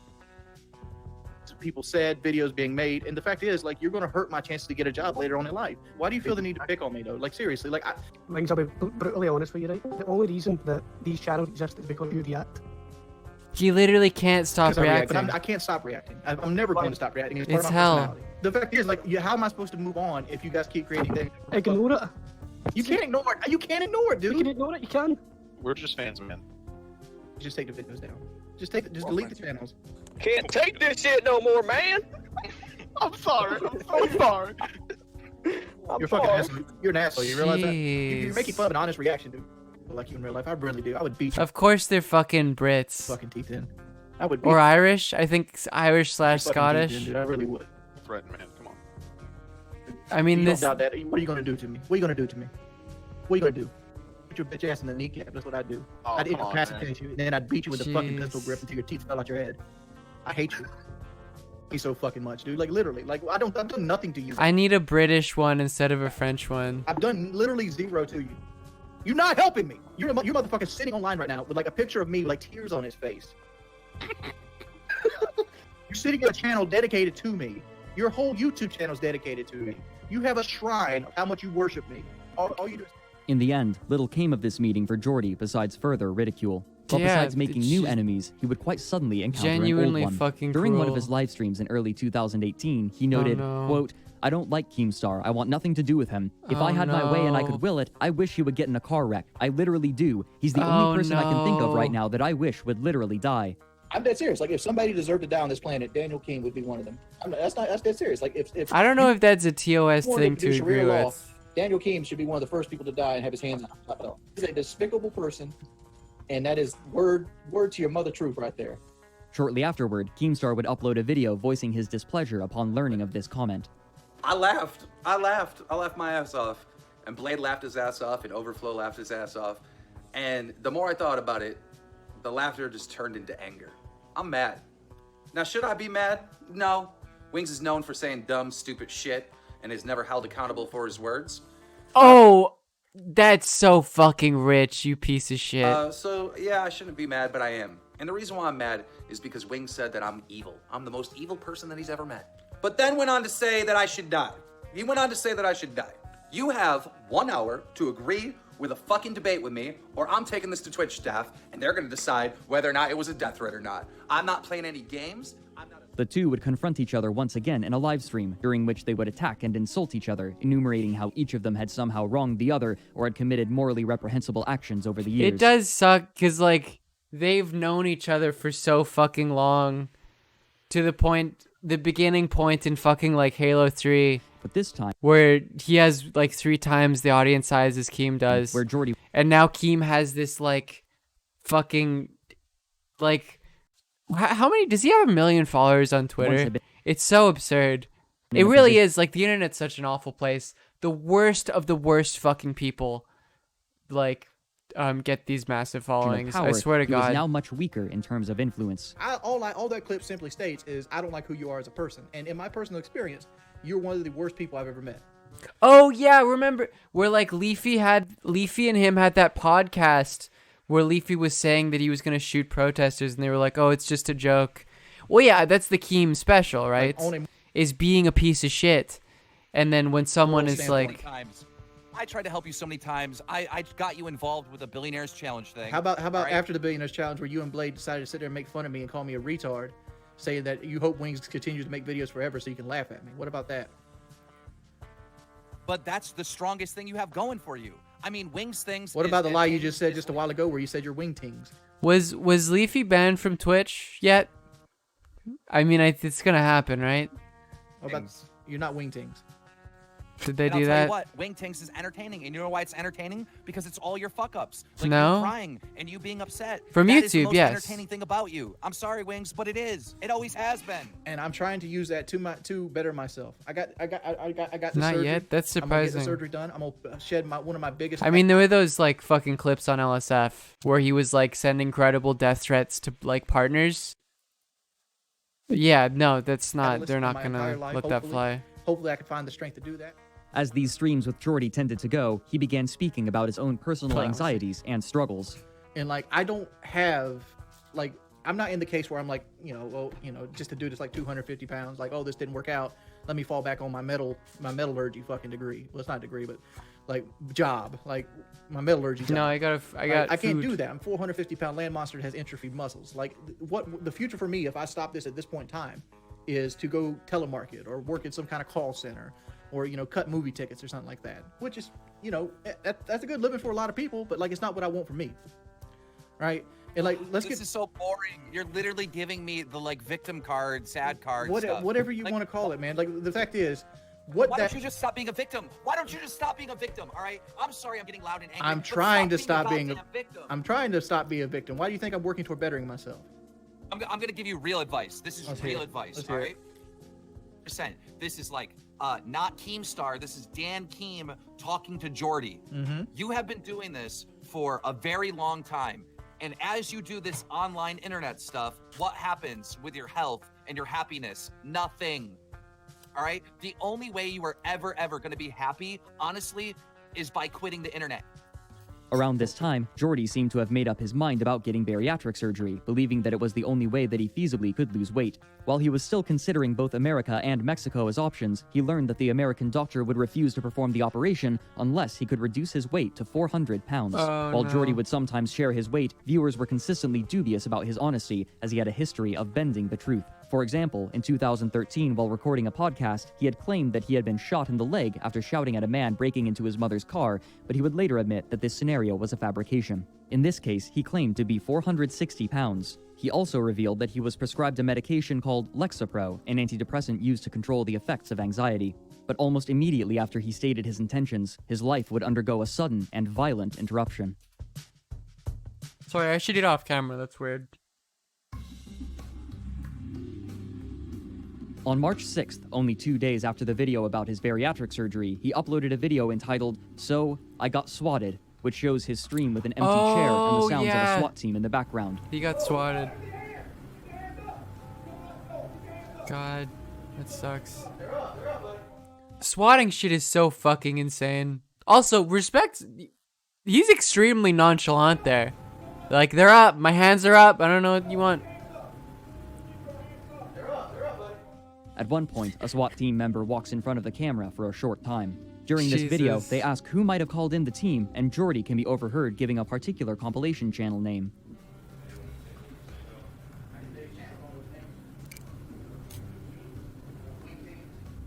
This came shortly after the high-profile case of Andrew Finch, who was killed in a swatting incident, and in light of this development, Wingstings deleted their channel, citing their discomfort with the troll community. Unsurprisingly for onlookers, Jordy was unable to lose the weight in the time frame he had set for himself, and so he committed to getting the surgery in Mexico, though the ponderous way he went about planning it made onlookers dubious about his resolve. In the meantime, new channels were appearing that copied Sean Ranklin's style of highlighting moments from Jordy's streams. What's remarkable about these highlights, however, is that they would not only highlight his moments of rage and frustration, but also genuinely humorous moments, creating a surprisingly broad view of Jordy. It's like however, a content the comments channel. would reveal the most prevalent reason for viewers to watch these videos, as did the donation messages, such as one that read, quote, "Can you call your grandma? I have a turd stuck up my ass and I need help getting it out." People would tease him with his verbal tics, such as real talk, look here, and big ups, as well as frequently quoting Sean Ranklin's first video. They would also come up with numerous names for him. For example, upon discovering documentation that someone had at least once lived at Jordy's address by the name of Richard, people began to suspect that this was Jordy's legal first name. While this rumor proved untrue, calling Jordy Richard clearly upset him, and so people began calling him variations of it, with one common comment becoming Big Ups Liquid Richard. They also began teasing him for his love of Wendy's chili and microwaved banquet meals, which he would occasionally eat on stream. By this point, he had become openly vocal about the reason he continued to stream. The only way I play this game is in hopes to get donations and subscriptions. Like that's the only reason I'm playing it. In a somewhat surprising turn of events, the members of the to Painkiller Already podcast began discussing Jordy as well, speculating whether or not he would receive the surgery for which he had pined for years. Most notably, on April 21st, the Painkiller Already podcast hosted content producer Mr. Medicare, and a significant portion of the episode was dedicated to Woody and Kyle describing Jordy and his numerous misadventures, told with a derisive and comedic God, does zeal. that guy Sean suck? Ranklin, using a quote from Kyle, released a video on March 22nd, People also 2018, should not do that. Oh, in which absolutely. he describes a But scene it's from one gonna of Jordy's happen on streams that he had fucking- seen highlighted from one of The Mr. Chapo is on the live stream? the compilation channels. I was watching a stream clip the other day, and it was probably the darkest thing I'd ever seen in Wing's stream before. And he went and produced a photograph, a framed picture. Is this and guy he a was piece like, of shit? Okay. This is me when I weighed, I want to say 240 pounds, and something happens. Something deep happened. He was just like a loss of hope. Like there was a moment he was Jeez. like, that's where I was, and this is where I am. It was a dark moment. But then he Why started the eating, fuck are you his talking banquet about meal, it? And that perked us right back up because he chews like a dog, just chomp, chomp, swallow, chomp, chomp, swallow, and that banquet meal's gone. And then when he was done with it, he starts That's scraping up all the gravy despicable. with the fork and like getting all the juices that were in the bottom of the plastic tray. And we're just like, this is not a diet.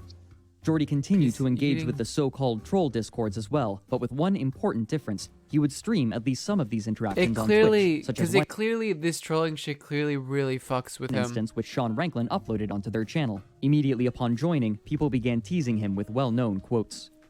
I'm only going to talk, and it's only going to be civilized. If you guys play clips like you're doing right now, if you try to be funny, if you try to do any meme shit, I leave instantly, and I stop talking. While it's not certain precisely how many people joined, it quickly devolved into people talking over one another. Yo, what's up? Shout out to Sean Ranklin. fucking leave, dude. All right, one more time, one more meme, and I'm out. Just to let you guys know. Despite his threats to leave, he found himself unable for some time. I'm getting the I'm getting the fucking surgery, dude. I'm getting it. Okay, buddy. Yeah, all right, I'm sure. Okay. You're Liquid Richard. You can go. All right, I'm out. By the way, whoever just did that, I'm out. I'm getting. Yeah, I want you to. I'm out. I'm looking here. I'm looking. Listen, all right. You see, wait, you're too scared to face your own reality. I'm getting the fucking surgery, dude. Here's the truth. Here's the truth about my life, right? I'm 460 pounds. I'm 460 pounds. My grandma can't take care of me the rest of her life, and she's I don't know how much longer she's gonna live. So like, if I don't get this surgery, there's nobody there for me in life. So if I get bedridden, guess what? I'm pretty much fucked. So I have to get the surgery. There is nothing to do with it. You see how you act, dude? Like seriously. Little kid, shut the fuck up. Little kid, you just went. All right, Jordy, we'll move on. All right, look here. Look, listen. Yeah. I'm not fighting Keemstar. I'm not going on PK. Here's what I'm most likely going to do. I'm most likely just going to quit, and you're going to lose your toy. Dang, you're gonna. How about that guy? You know why I won't? You know I haven't quit yet. Why don't I have the balls to He quit? I have enough can't. money to pay my house off and the surgery and do everything Oh. I need to do. You couldn't cry on stream for You money. should absolutely quit. I haven't cried on stream for money in a long time. Listen, shut up. Let me speak a fucking sentence without people interjecting. This is gonna be on Twitter tomorrow. It doesn't matter. Here's the thing. The only reason I let me talk. Mute them. Look, even your own shopping. That's ridiculous. I mean, that is another thing, is the people who are in this fucking call are also probably also. I don't. What causes you to be that person? Killer Already subreddit would also be used as a place for those interested in Jordy to congregate, occasionally criticizing him and pointing out inconsistencies in some of his claims. For example, on May 28th, someone with particular interest lack in him of created a long purpose. Reddit post Clearly, in which they being detailed why they 13, believed yeah, I he had guess. lied about scheduling his surgery in Mexico. Of note Some was the fact people are that this just person shitty. had I tested guess Jordy's there's- honesty by applying for bariatric surgery at the same location. Where Jordy had claimed that it took some time to be scheduled, this person claimed that, in his experience, the clinic offered to schedule the surgery as soon as he paid the $500 deposit. Jordy would discuss this mounting scrutiny during his streams. Not to mention, I'm scared to fucking death of the surgery. I'm scared of it. Who do I get to talk to it's about it? not gonna Nobody. go Because if I well. talk about Fucking anything, Christ. on everything, there's a video made about it, and there's 20,000 people laughing at me, or there's a podcast with 100,000 viewers making fun of me, calling me a fucking idiot. What is there? It's like, seriously, what is there? What do I do this for a privilege for? Like, seriously, about a privilege to fucking sleep all goddamn day? It sounds like he Play genuinely the same fucking games hates over and over being and over online. again. to feel like shit, to realize nobody's ever gonna fucking love me. Like, what is the privilege that I fucking get? No, I don't got any friends, dude. I spend my entire life sitting in this fucking room. By this point, he also had begun taking his Lexapro despite his initial reservations. Like, I'm not off Lexapro. This is coming through Lexapro. Because I'm always stressed out. Like y'all motherfuckers give me so much anxiety. Anxiety meds aren't even working for me right now. I'm a fat dude. I'm going to cheat. It's going to happen. One of the reasons I'm getting the surgery is I'm trying to buy willpower. I'm trying to fuck myself up so badly that if I cheat, I'm gonna vomit. And I'm gonna throw up. And my body will reject food to the point that I force myself to learn a new way. Soon after this stream, he would take to the Reddit thread and admit that the creator of the thread was correct. He had indeed not yet paid the deposit due to nervousness over the procedure. On June 16th, the members of the Painkiller Already podcast were discussing the likelihood of Jordy actually scheduling and receiving the surgery. So wing surgery is quickly approaching. I may lose $5. I'm starting to think that he's telling the They truth on should this. shut the Yeah, get fuck ready to up. dole that out. Jeez, I that's would so like it despicable. in doubloons. It's like content. He breaks out the happy pills, and so I don't watch his streams very much, but the highlight videos, I swear, I haven't even subscribed to any of the highlight video channels, but because I watch them all, YouTube knows that I secretly want to, and keeps suggesting them from me. And yeah, he takes it, and he's just like, shake it, shake it, shake it, shake it.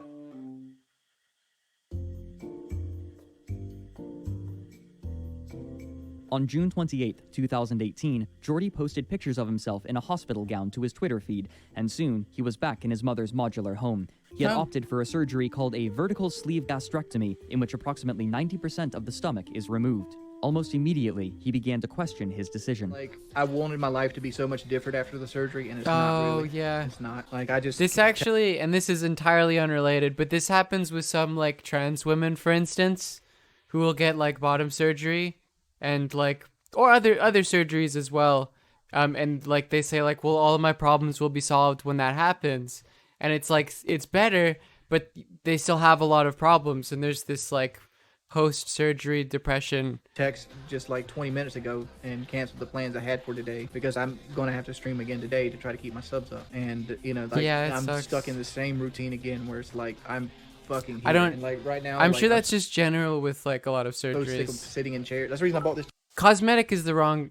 Not cosmetic surgeries, but ones that are, chair like, today on the more... whim. Like, I'm so sick of, like, I guess not like, for my body health. hurting I guess for sitting no, in that's chairs not- because I'm so big. I guess like, that I happens wanted to with a lot of lose weight faster surgeries. than I'm losing weight right now, and I'm not doing everything I could be doing to help that alone. Like, I'm not... He continued to stream, and in Yeah, part due to his new post-surgery regret. antidepressants, he had stopped reacting with such explosive anger as he Oh, once that's had, nice. though he still would often read troll donations aloud before realizing what they were, or simply Oh. out of exasperation. It's also possible that he recognized how much of his income was coming from these troll donations, and he wanted to encourage them to a certain degree. You're not the only Art of code that does Redemption, it, draw me right? like one of your banquet meals, you sexy man. I want to get Coomdon. Oh. How many months do you have left to you?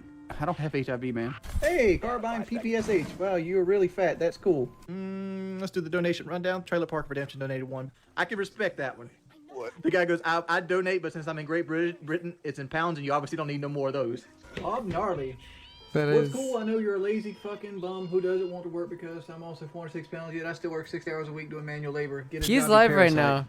However, If he's less toxic, I'm glad he feels a few better. developments were occurring post-surgery for Jordy. Genuinely. The community around him would begin experiencing significant... That's what I was. My impulse is like, okay, well, if you have that many Hay Watchers and they'll pay enough where it's like, paying someone $3 to call them fat or whatever.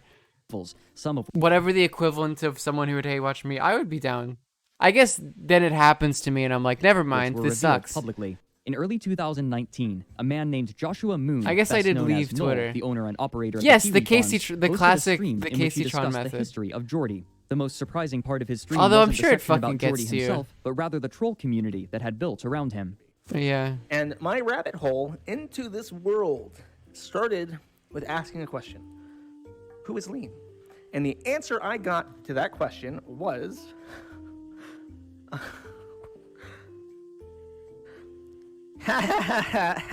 Lol, you mad bro. Mad bro, mad. Piss. Piss is on shithead. Piss. Piss. Piss. Psis. Lamau. What? Wait, what's going on? Lol, piss. And that, my friends, is the fucking moment I decided, holy shit, These people are fucking crazy. These people are. Oh, is fucking this nuts. one of- This is not just some random fucking faggot from their Discord. This Whoa. is a trusted user. There's like 12 of these people. It's a Discord with like 1,000. I forgot that motherfuckers. there's still like I forgot gamers are still homophobic. And this motherfucker is at the tippy top. He's up there in the upper echelons of the trolldom.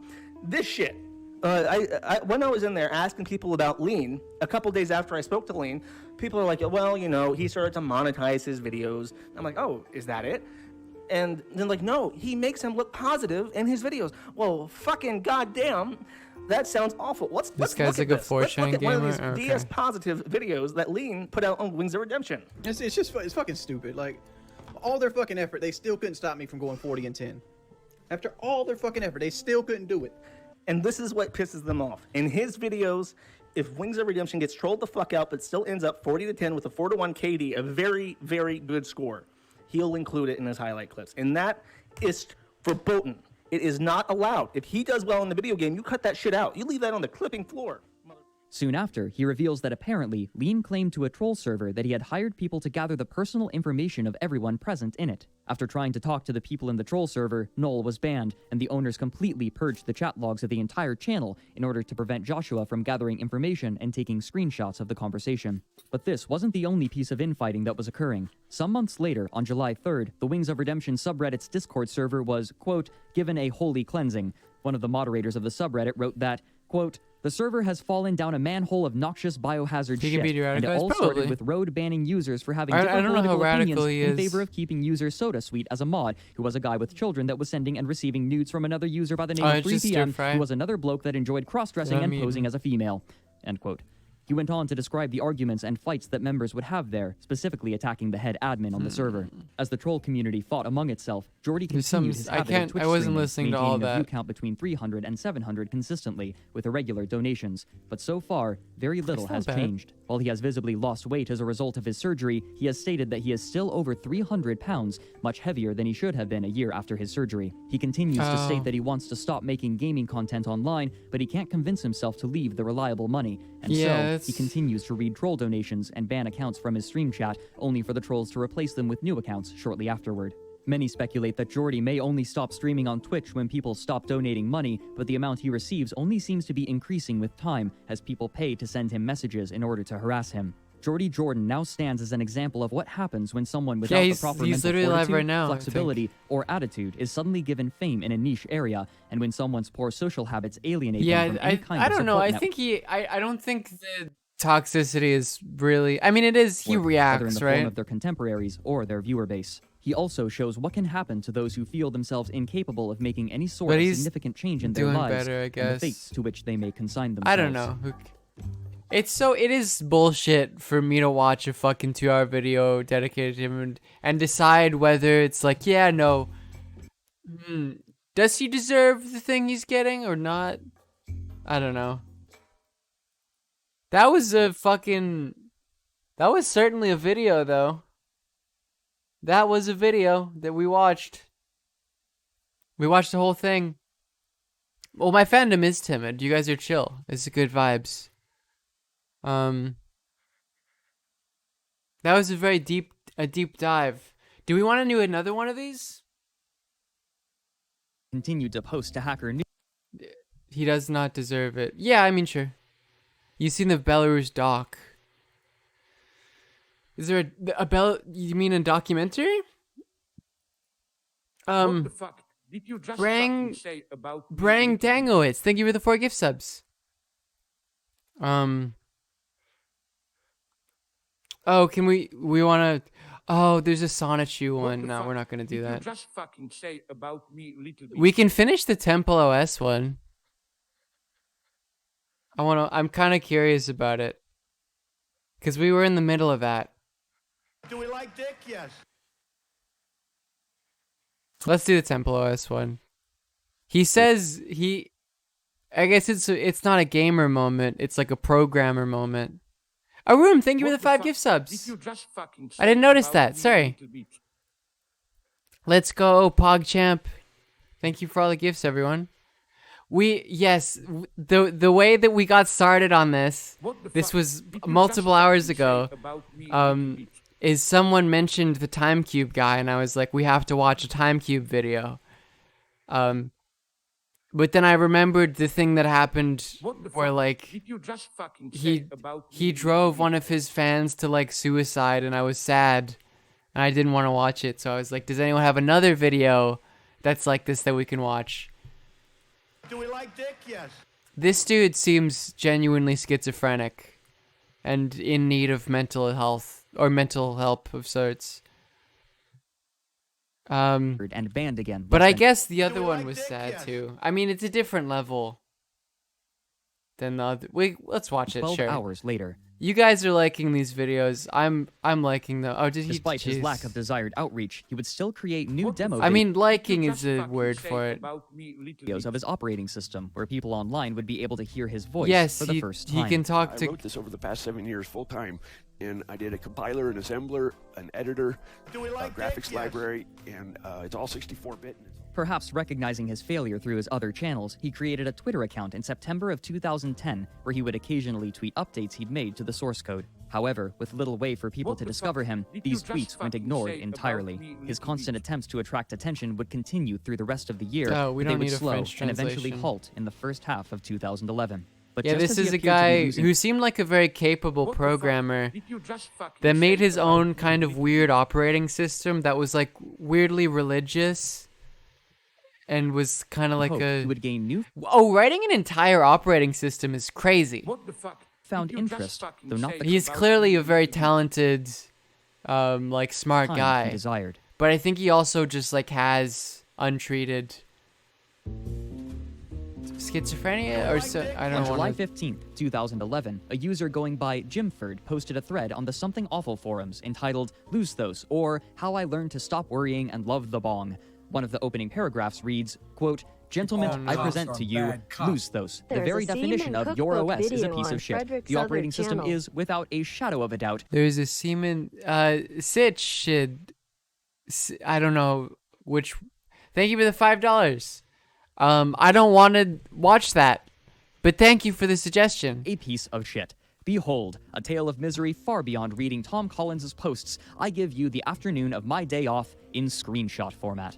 Underneath this, Thank you for the Jimford suggestion. detailed his account of his time running Temple OS through a virtual machine using numerous screen captures. I'd while rather watch describing his Temple process. OS. After 3 attempts to begin the installation, he was able to reach the install screen. Yeah, he has stated, some, like, quote, word During salad this stuff period, that's everything very- in sight was blinking. Lesser men would have had a seizure from the install screen alone. After I finally gave up, I felt as though I had one. After the installation, he shared the initial user experience, stating, the strange V thing was rotating and everything that is highlighted was flashing incessantly. I was then greeted with the most horrifying Skrilla Grilla, thank you for the 100 bits. Even worse. Oh fuck, Hype Train. You know what this means. We'll take a break from Temple OS for a second. All aboard the scam train, folks. Oh, we got a lot of good emotes. Oh, I should have added that emote. Fuck. Because I have a, And plus, you made it, right? There's a lizard emote. Dark Fairies, thank you for $10. Lazy Schnitty, thank you for the 5 gift Thank subs. you for showing that movie, even though it was a rough watch. Oh yeah, no problem. D-Ray, thank you for the 5 gift subs. Oh shit, no one. Thank you for the 5 gift subs. Let's go, PogChamp. Grand Holy Emperor Brom, thank you for the gift sub. Yes, this is the lizard. Let's go. Did I miss anyone? I don't think so. What the fuck? Did you just Lazy Shady 5. Oh yeah, okay, thank you.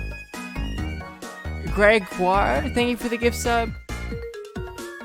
This video is extremely cultured. Absolutely. Rosa Buttsberg, thank you for the 100 bits. Hunk for Hire, thank you for the 100 bits. We love the lizard, don't we, folks? Cobrazzle, thank you for the gift sub. It's lizard posting time. D-Ray, thank you for the 5 more gift subs. Let's go. I'm assuming I'm pronouncing that correctly. This is the peak of culture. When I said I wanted to cancel all culture before, I meant except for the lizard. Maya, thank you for the 1,000 bits. Haha. Or haha. I don't know. How are you supposed to pronounce that?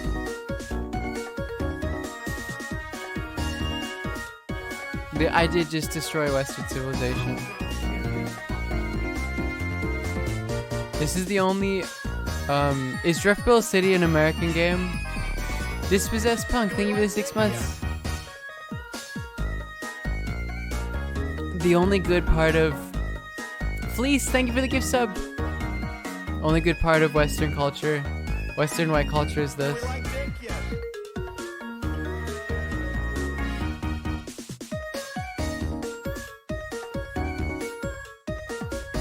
Oh, it's from Pokemon? Oh, so it isn't. So it doesn't count. It's the Pokemon game that was based in America. Oh, okay. But is it made by a Japanese dev then? So it doesn't count. Never mind. I take it back. There's nothing good.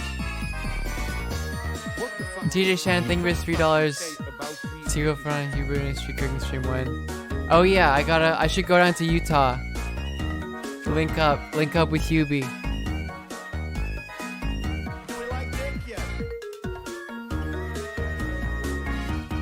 Violet June, thank you for the 100 bits. Use music for your own. Honestly, it's fucking great.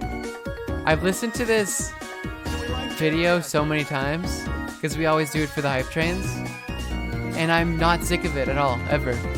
I couldn't get sick of it. Oh yeah, isn't he? Is Hubie in like Seattle still? I think he said he was there at some point. Or Oregon? Or no, he was in Oregon before. What the fuck did you just fucking say about me? Oh, you're right. I guess it's on fire. Actually, I know it's on fire because Vancouver's super smoky. The air quality is really bad because the wind is blowing up north. Yeah, it feels bad. Feel like in classes? Thank you. Yes. Liv posting known A student. Philosophy genius.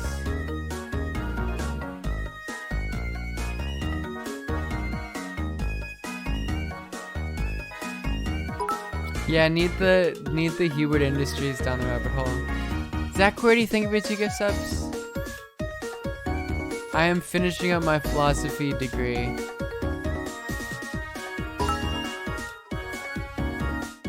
Yes, last semester or whatever. But it's all online because COVID stuff. Canadian universities are like not opening up at all, really. I think there's some stuff, but for the most part, most of the people I know are still doing like the fall semester online. Who's my favorite philosopher? Probably Nietzsche, actually. It's weird to have a favorite. That feels like a weird question. The lizard is the perfect width. And it's beautiful when people gift or whatever, there's 2 lizards on the screen. And you'll have to see it, folks, don't you? Ladies and Stanley, thank you for the 5 more gift subs. Let's go. Yeah, this has been a last level, folks. 1 minute left. Can we do it? I do give off a nihilist vibe. That's probably true. Nietzsche, fun fact, was actually not a nihilist.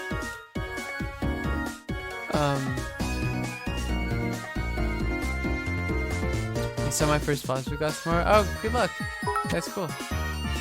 Dark Ferris, thank you for the 2 gift subs. 50 seconds left, folks. Nihilism is being... This says a lot about our society. Nietzsche kind of was a troll, honestly. Hardened Lizard Dance. Liz posting time. Hardened Lizard Dance. Oh, there's more. Anarchist Tech Support, thank you for the gift sub. D-Ray, thank you for the gift sub as well. Violent June, thank you for the tier 1. Oh, who's my favorite philosopher? Don't get me started. That's funny. That's a good one. 10 seconds left. All cops are bad cops. T-Girl Fanning and Hubert Industries cooking stream collab when? It's similar to how Marx was a Marxist. No. Nietzsche's main philosophical concern. Thank you for the level 5 hype train, folks. Let's go. All this plug for a blip. Nietzsche's main concern was dealing with combating nihilism. He thought that religion was like not something you could meaningfully believe in, and it led to like a cultural nihilism that needs to be defeated. I'll mute the event sounds because they'll be going for like a very long time.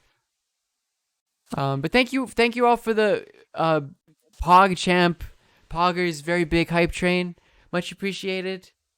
Okay, we can get back to Temple OS. First, then Linux. After closing the worthless tip of the day window, I was apparently sent to my home screen. There didn't appear to be. We haven't been watching for 16 minutes, no, because we watched like 15 minutes of it before. Other than a bunch of homegrown unplayable But I'm not gonna games. watch. The I'm only not gonna options in rewatch the user it. main 'cause menu were games, all of them horrible. Much of his We did play experience was Connor spent O'Malley. It was fumbling, very as funny. he did not know any commands until he finally discovered what appeared to be a tutorial. Which I helped think this little. is another After sad returning video, to the home yes. screen, he clicked on hypertext that opened a window that gave, among other things, Terry's home address in Las Vegas and a more detailed history of the operating system. Oh, Terry no. had written, quote, "I've been working on Lose Those full-time for 8.0 years. Yes, I wrote every one of the 129,486 lines myself. No GPL code, no linkage or dependence on other code. I am a for-profit company, not welcoming code contributions, but feedback is very welcome. Technically, I started Lose Those in about 1993. I set it aside until 2003 when I resurrected it and worked full-time And that seriously says- on it. spoke this, Eventually, he's Jake Jimford calling attempted to himself the perform some Electron coding Well, in yeah, Lose I Those. mean, but Quote, that's- turned out the C he's a plus thing troll. this dude wrote was as much of an abortion as the OS itself. I decided to go to the Lose Those website, attempting to garner a clue as Is to what Frederick was going on. doing Further okay? confusion. I swear to God, I fucking thought you were talking about Nietzsche. Only RMS could beat this guy in bullshit. No, long-windedness. Nietzsche's dead. Not only is this operating He had a system rough piece life, of shit, though. but so is his so-called custom programming language. Eventually, I got it Nietzsche down enough is to not make something doing useful out of okay. it. While Lusthos had already become an in-joke among programmers online, this forum post made it much more accessible to others with less programming knowledge. It's likely that Terry was aware of Nietzsche's this thread, doing as very only bad. a day after Jimford's post, he made his own on Something Awful, complaining about a ban he had received on the OS dev forums. However, the members of the Something Awful forums were not sympathetic, and Terry was eventually banned from the Something Awful forums as well. With his usual outlets either barred This from guy him or ba- ignoring this guy him, died, Terry would didn't he? lose most of his online audience, even as new people were discovering Lusthos, but this would coincide with a drastic deterioration of Terry's coherency that would attract gawkers of a new and much more numerous kind.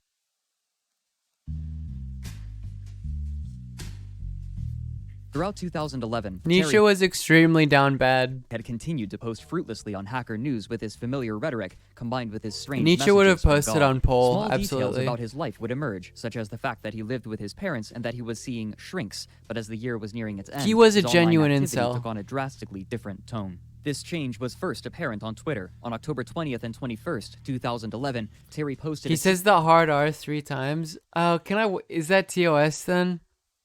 It's probably borderline. series of 4 tweets This guy's, he's super racist as well, right? denouncing the American Central Intelligence Agency. It opened with, quote, "I hate the CIA. Yeah, maybe we shouldn't watch this. They operate by blackmail. They are scum." Yes, Nietzsche had a breakdown where he witnessed someone beating their horse on the street because they weren't like, they were not performing or whatever, and Nietzsche like had a breakdown and ran over to protect the horse, and like pushed the guy away, and was like to the horse like, "I understand you." They got the Saudi king by short hairs. A few months later, in And December, then he would tweet again, saying, quote, He had "Kill some sort CIA of people." mental breakdown that like his estate was in charge. It was like owned by his sister, and he had to be taken care of by his sister. Hit them with cars and run. They are scum. He then implied that he had done just His sister being like a fervent National Socialist. that, killing what he So called they Shimblarpus, thank you for the 500 bits.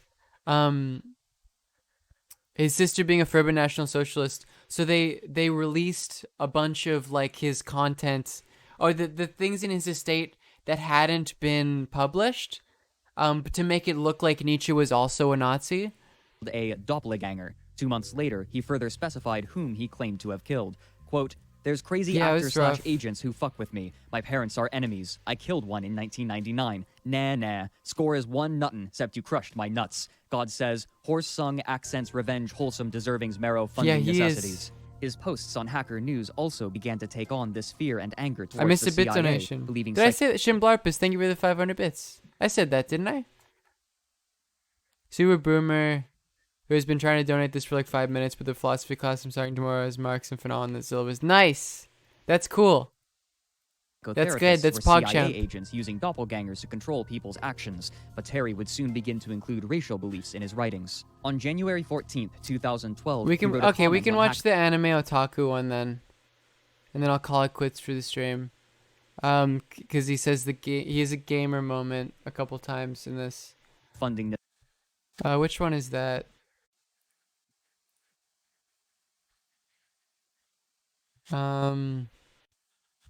Sonichu, Spoonie.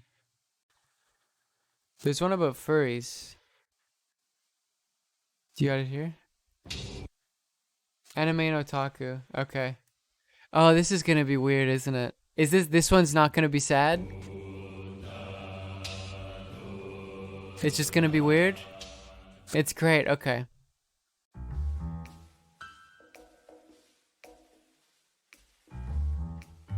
I said this is a pro furry stream.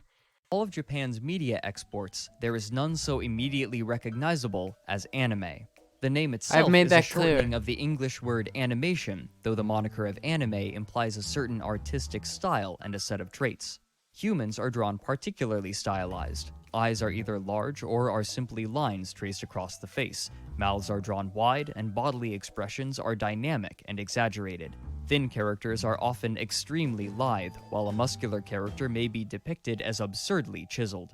Backgrounds and objects, however, are done with a more realistic style, creating a strong dichotomy. Though there are dozens of other style I've never heard choices someone typical of describe anime that anime may or may as a not style. be used, there is one that stays more consistent. Where most other animation styles are created at 24 frames per second, anime is animated at half or less than half of this rate, sometimes dipping as low Right. as 6 frames per second for background animations. This style of animation has its own particular subculture associated with it as well, known as otaku, and their fanaticism is legendary. So who are these people, and how did their favorite style of animation come to be? Otakus To answer are this, one must look all the way non-Japanese. back to Japan during World War II, as well as its relationship to America. Anime respecters or whatever. What's that meme? Like oh, we're going back. Okay. By That's 1945, weebs? Japan had been at war Oh, enjoyers. with the United States. I love that meme where it's like the average blank fan versus the typical blank enjoyer. States of America for 4.5 years, but the might of the U.S. military proved overwhelming. Originally, Emperor Hirohito and his government had sought to secure more of the Such a Pacific funny- by dispensing with America's That's not- presence. But for the if last you don't 2 know what it years is, of the that makes war, no the sense. Japanese had suffered nothing but defeats until all that was left were the 4 islands of Japan. Victory was a I'm not a hopeless weeb. fantasy, I'm and so not. Hirohito demanded every last man, woman, and Oh, this is child gonna in be like Japan a- fight against the invaders and increase the American Is this gonna say casualties that as the much as bomb was possible. good? The intention was to demoralize the Americans out of an invasion and force a more limited surrender. We don't have preferably to. one that left We the don't need. sovereignty Look, of you don't have to do a Hirohito history intact. lesson. Tentative to charge headlong into the Japanese heartland, the Americans began You don't firebombing have to cities do- where most of the manufacturing for the Japanese That's military not occurred. actually Japanese necessarily buildings true. were remarkably flammable, and the Um, destruction caused by these bombing campaigns was immense. On top of this, the American Navy The idea that they did firebombing to like specifically target industrial core had almost entirely was wrong. That's incorrect. They absolutely targeted population They centers. destroyed Japan's merchant fleet, wiping out sea-based supply lines. Even with no hope of victory, the Japanese would not surrender, in part due to pride. Japan had never lost a war They to a foreign firebombed nation on Tokyo. its It's own absurd. turf before. Then, the unthinkable happened. On August 6th, 1945, America dropped We don't the need. first All right. atomic bomb. I don't. It doesn't matter. You're gonna fuck it up. I know. The Japanese were only encouraged, but mandated and sponsored by the government. And with the government's support, Japanese created animation had gone from an unpopular curiosity go. to a popular phenomenon and powerful propaganda machine. But after the surrender, America saw that all kinds of nationalistic art was restricted. Traditional forms of entertainment, such as theater and bunraku puppetry, declined in popularity, and, in some cases like kabuki, the practices were banned entirely for the duration of the occupation. With no economy to sustain it, the artistic scene in Japan had largely dissolved. However, there was one Japanese storytelling tradition that saw a surge in popularity, the Kamishibai, which, when translated, means paper plays. These plays featured a small paper stage which could be Is he fitted on the pronouncing back things of a wrong? bicycle. Tall Mango, thank On you for this your business stage, the bucks. narrator would use small cards on the ends of sticks with illustrations of characters to play out stories intended to enthrall and inspire children. These cards would have a character in one pose on the front and another pose on the back, so that, for example, a Oh warrior yeah, the one of the primary motives of the nuking of Hiroshima was to show the Soviets the power they had. might It be was in a a resting it was a pose flex or a of fighting power. Hiroshima or Nagasaki were not like industrial cores that had any relation to the war effort. They were like civilian targets. pose simply by turning the card. Dr. Tara M. McGowan, in her essay The Many Faces of Kamishibai, describes the plays. Quote, virtuous adolescent heroes typically are called upon to save the world from adult corruption or, alternatively, futuristic threats from alien monsters. Kamishibai artists culled inspiration from every imaginable source, including Japanese... Would you rather the U.S. invaded Japan? Someone literally just fucking posted. Well, look, this is a good. The war was won before Hiroshima, and the generals who dropped the bomb knew it. The nation. 70 years after the bombing, will Americans face the brutal truth? Doesn't look like they were gonna have to invade the mainland to me. Don't know. But yeah, it's like a lie, essentially. We can close all these. folk legends about shape-shifting foxes, samurai warriors and ninjas, and Western classics like Peter Pan and Frankenstein, unquote. But the largest contributing factor to its popularity, perhaps, was Sounds how like cheap an it was to opinion produce. piece. Bicycles were already prolific, I'm gonna time and the you out. equipment for the How about paper that, plays bitch? was cheap, meaning that these traveling narrators could go I to get work it. on the streets Wings, I get it. I get it, Wings. I can't. and in I the can't. neighborhoods with little I extra can't judge effort him. or money, bringing How about you smiles go and in the laughs fucking to children timeout? against the backdrop of death? How does that make and you feel, bitch?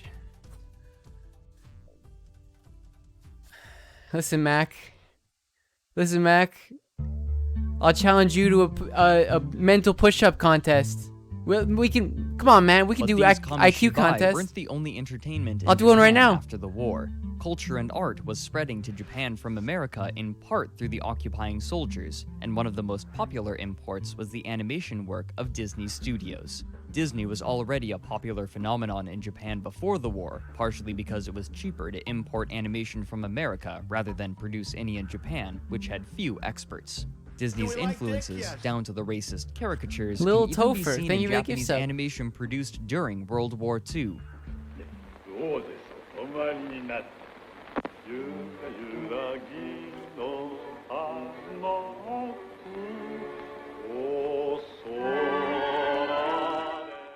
With little cultural advancement in Japan, American culture began imposing itself. Soon, all of these influences would come together in a single narrative that would find popularity with Japanese I feel like audiences and beyond. I feel like every film produced in America before like the 60s was racist. Like every one of them.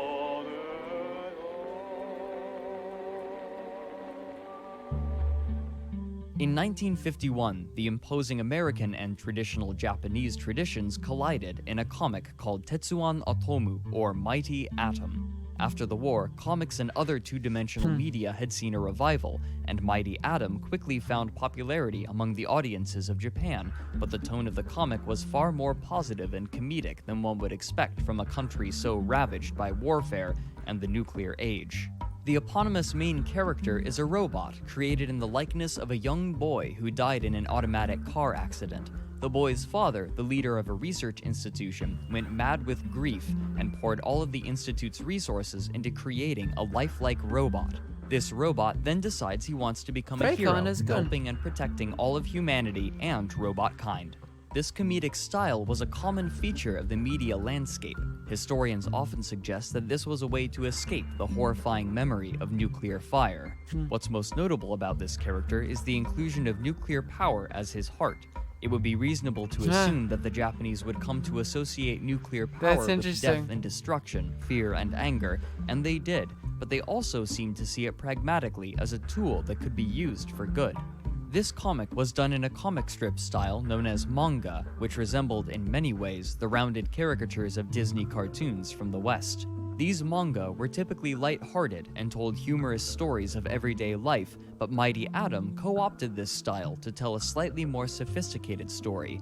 It was so popular that Dark Horse Comics acquired the license to Mighty Atom and translated it for American audiences, localizing it as most Americans know it today, Astro Boy. Astro Boy.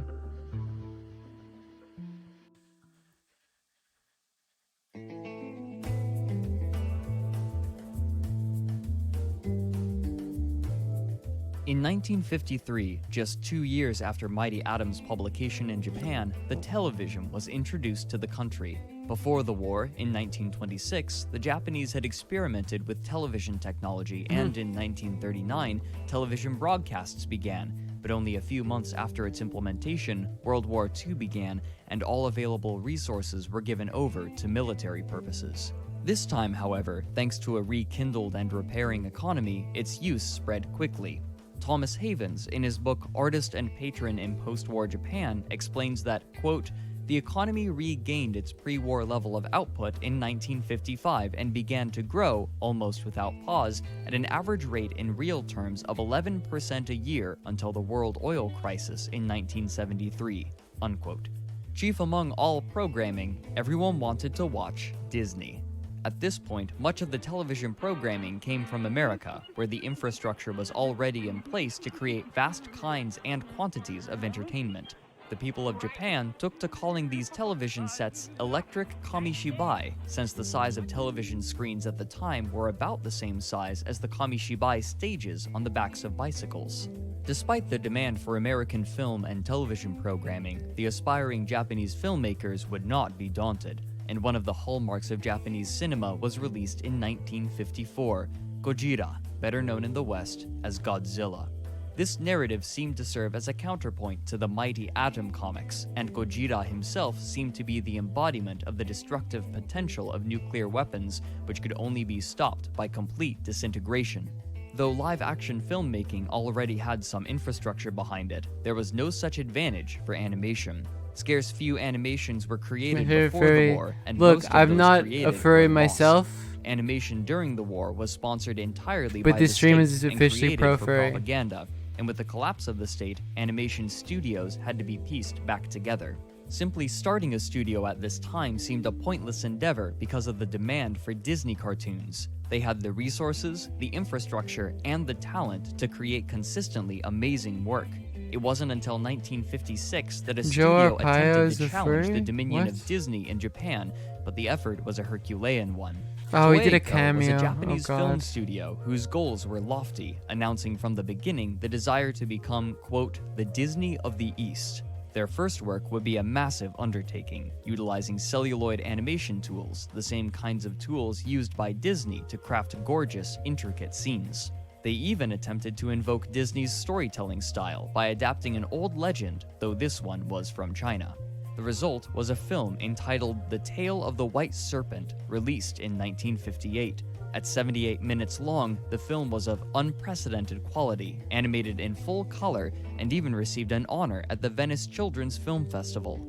America, however, seemed to regard it as a lackluster Disney release, but this seemed to matter little for the progression of animation in Japan, which had just received its first feature-length animated film made for Japanese audiences by a Japanese animation studio. Jerry Beck, a historian and professor at California Institute of the Arts, goes as far as saying that, quote, the Japanese animation industry arguably began when the live-action Toei-Co founded its Toei Animation Co. subsidiary. It wasn't long until animation made the move from movie screens to television screens. In 1963, the first fully animated television shows were released, and the lineup featured a familiar face, Mighty Atom.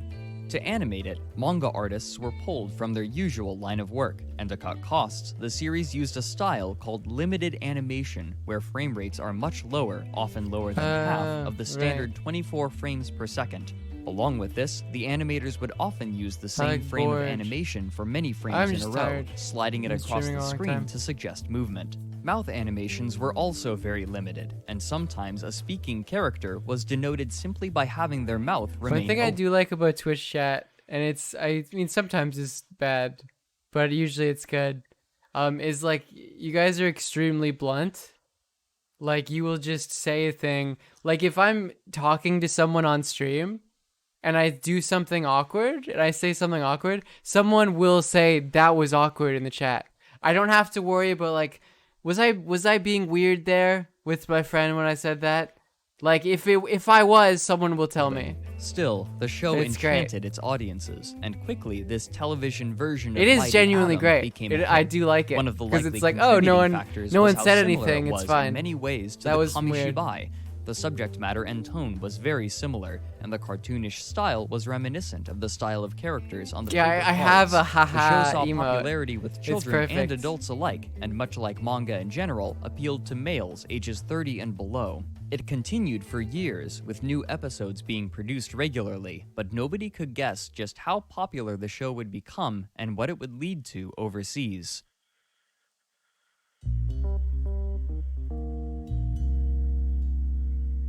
Now I look very happy. Later That's that nice year, to Mighty know. Atom was discovered by an American film executive.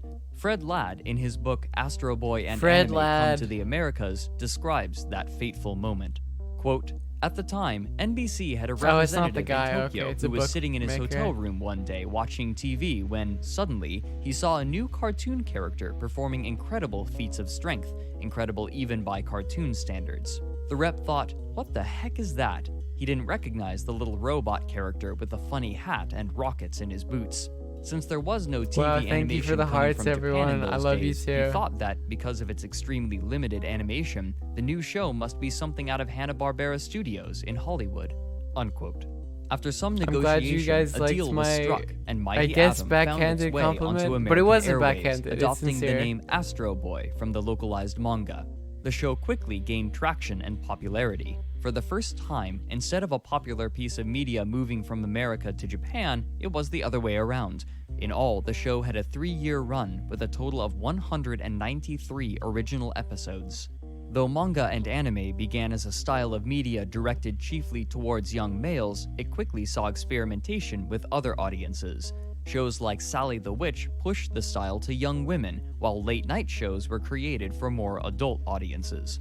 This manga Yeah, the style came to be dudes, known for its implementation on cool-ass the page guys as well as on the watch- screen, watch things and it was late found night. appealing not just in That's Japan, right. but abroad as well, and eventually found its way into every corner of the globe, even South Africa. Different anime discovered popularity in different places, and the reasons for certain shows and movies' popularity wasn't always immediately evident. But it wasn't until the late 1960s and 70s that anime saw the foundation laid for it to become a true global juggernaut. During the 60s, manga's popularity was increasing along with the disposable income of its audience, and it was around this time that one of the foundational manga publications would begin printing. Weekly Shonen Jump began in 1968, the word shonen meaning boy. Predictably, these manga were aimed at boys ages 18 and below, and were typically full of action-packed stories. This genre Dudes borrowed rock. most of its story traits from the old Kamishibai, being action-packed tales of heroic warriors, always males and usually young, with suspenseful story arcs. Also similar to the Kamishibai, they would draw from nearly any source, and many of the same stories told in the paper theater were put on the pages of manga with fantastical embellishments and exciting combat. Science fiction was That's a on favorite Dune topic, trailer. but manga also Is there a new began trailer to for Dune? expand to incorporate women in their audience as well, and to this end, another style was created that developed at the same time, shoujo, which translates approximately to girl as a counterpart to shonen. While shonen featured mostly male casts of characters, shoujo would chiefly feature women in the leading roles. Tales of deep, emotional romance and magical girls dominated this style, and were usually written and drawn by women. Up to this point, any girl-oriented manga had typically been drawn by men. Eventually, publishing companies specifically focusing on shoujo manga would appear, such as Clamp. Over time, the manga style moved farther and farther away from Disney's style and took on a character of its own, becoming distinctly Japanese with fewer bulbous, rounded lines and more defined, realistic bodies. But the fastest growing medium for this style of art was the television series, which was quickly overtaking feature-length anime movies. Of note was the show Heidi, Girl of the Alps, released in 1974, which stood out amidst its contemporaries as distinctly different from either shonen or shoujo. Instead, it was targeted at very young children. It focuses on the daily life of a child named Heidi living with her family in the Swiss Alps.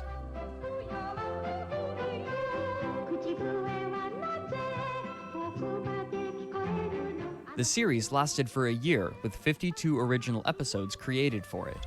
This show's story and visual design may look familiar to some who have never seen it before, with good reason. Among the crew working on the project was the animator Hayao Miyazaki. Right. This show, which saw great popularity both The only, domestically and like, abroad, would lay the groundwork for the rush anime of movies, is that a popularity that was term? yet to come. Are Back in Japan, Miyazaki's- however, a decentralized phenomenon would soon begin that nobody could have predicted, and soon it would become intrinsically intertwined with this newly Why is your popular Twitter style blocked? and eventually Do I have you blocked on guided. Twitter? I don't go on Twitter anymore. It's like a dead account or whatever. I was debating just deactivating it, but I'd rather just delete all the tweets and have it private so that it's like not. So I still have it, I guess. I don't know. It doesn't matter. But let's watch the second half. This looks good. I am Fem Shapiro.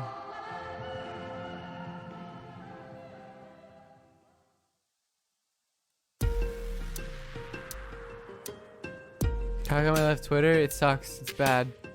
Japanese It makes me society sad. had adapted strangely to its rapid industrialization.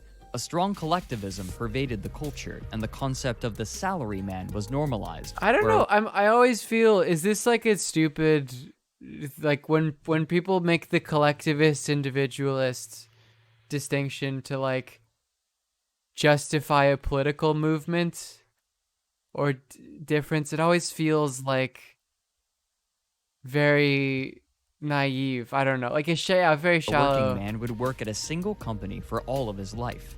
Companies became almost like families, and those within a company would watch out for one another and spend much of their time together, both on and off the clock. I can't explain Sick days why. were often left on the table out of a sense of duty.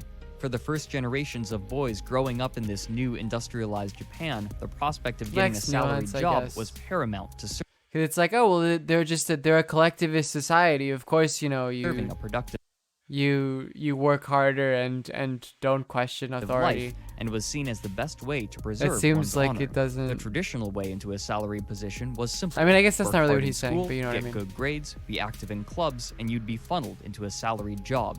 Somewhere in the process, marriage was expected to occur. But school was How often do brutal I and stream? I stream I usually 5 days a week, but now 4 days a week because school just started. I usually started around 3 p.m. Pacific. stressful. Colleges were highly competitive, and since the quality of just one's check a job bit after directly then, corresponded to their and if grades I'm and live. their honor, You guys will follow getting me. into the right It'll tell you. college was a perpetual Hopefully. pressure.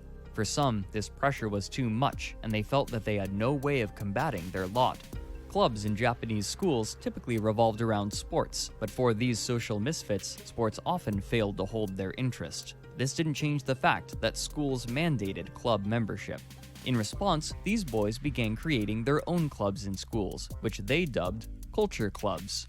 Kaichiro Morikawa, in his essay Yes, my Otaku, Discord will describes the also ping formation you. of these clubs. Quote, the unpopular adolescent, bad at sports, Discord. introverted, fat, or of delicate constitution, can be found in just about every school around the world.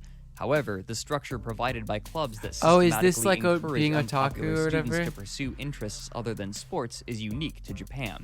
Oh, Otaku may okay. be found throughout the world, but in Japan, otaku are strongly associated with specific fields of interest. Oh. School culture in Japan has played an enormous role in nurturing an otaku culture. In particular, clubs devoted to the study of manga, sci-fi, or computers, as well as art and literature clubs, are frequently transformed into dens of otaku. With unpopular students outwardly showing an obsession with manga and anime in particular, the majority of youth who had once enjoyed these styles halted their consumption, seeing it as a medium that only nerds enjoyed. Over the course of just a few years, the majority of the market for anime had become this niche male nerd culture. Morikawa goes on to state the belief that Gundam may have been the anime that had the most influence over this transfer of popularity, as the main character was a socially awkward boy who learns to pilot a gigantic robot and thus earn reputation and honor. The wanton spending by these hyper-focused nerds turned out to be a large revenue stream, and the anime and manga markets began shifting to accommodate the tastes of these young people. Over the course of the 80s, new subgenres of anime and manga were created, each one designed to appeal to a different kind of fan. The number of subgenres is vast and spans the traditional definitions of comedy, drama, horror, and the like, but there is also a massive list of other genres that scarcely exist in any other form of media. Some of the most notable are shonen and shoujo, which had maintained popularity even into the 80s, but these were joined by genres with entirely new tropes invented for anime and manga, such as harem for many women interested in one man, slice of life which exaggerates everyday circumstances, and ecchi for non-explicit sexual material. These genres would often be combined with one another to create strange and interesting new shows. Though Can't this see that audience one was on predominantly stream. Male, there was still Not a for- large not for female the audience virgin that eyes carried of my over chat. From the shoujo manga, and so dramas with female focus were created as well, often about women in a variety of romantic situations. In a sense, anime was Hey, you can see 'em. updating itself to fit in with Hey, postmodernism, Charlie. an artistic movement that was coming to dominate artistic scenes all over the world at the time. Hiroki Azuma, a Japanese critic focusing on otaku culture, Here, I think we had describes 200 this bits. shift in anime in Which his we may seminal see. work, Thanks Otaku, for watching, Japan's and thanks for gift Database subs. Animals. Good night. Here, he explains you- the way yeah, that have a good night. postmodernism has mutated the way that we understand narratives. Before this shift, most popular narratives would examine the same cultural narrative through a variety of different lenses. For example, Mighty Atom and Gojira were both ways of understanding the horrifying nature of the nuclear bombs and the What are you trauma doing, of puppy? war suffered by Japan. More recently, he explains, instead of there being a unifying central narrative, there is a database of elements from which works draw. The anime Cowboy Bebop, for example, takes from science fiction, Wild West, and noir elements, each with their own tropes. This method of crafting narratives proved to be appealing to the otaku, since this new culture was comprised of many different kinds of nerds who each enjoyed their own niche interest. With these changes in the market, otaku began consuming ever more and more anime and manga over the 80s. Though a person classified as otaku may not have had anime and manga as a specific interest, the two had become inseparable.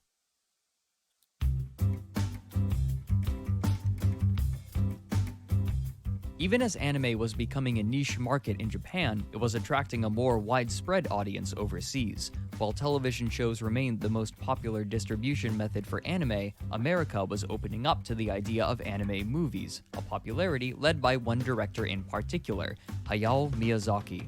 In 1984, he directed the film Nausicaa of the Valley of the Wind, which was received extremely positively in Japan and prompted him to found his own animation studio, which he named Studio Ghibli, where he continued to produce well-reviewed and high-grossing anime films. Producers in America began clamoring to dub these movies from Japanese to English and distribute them. Though it was relatively rare for foreign films to appear in American theaters, Studio Ghibli's works became a common sight, and they continued to release films in the 80s to excited They're great. audiences taken by this foreign animation style. Other anime shows and movies were gaining cult followings in America as well, with films such as the critically acclaimed Akira. Even so, animation in America was seen as a children's medium, so while some accepted it, others brushed it off. This can especially be seen in the original localization for Nausicaa, where much of the story and complicated subject matter was Did Miyazaki actually say anime was a mistake, or was that a meme?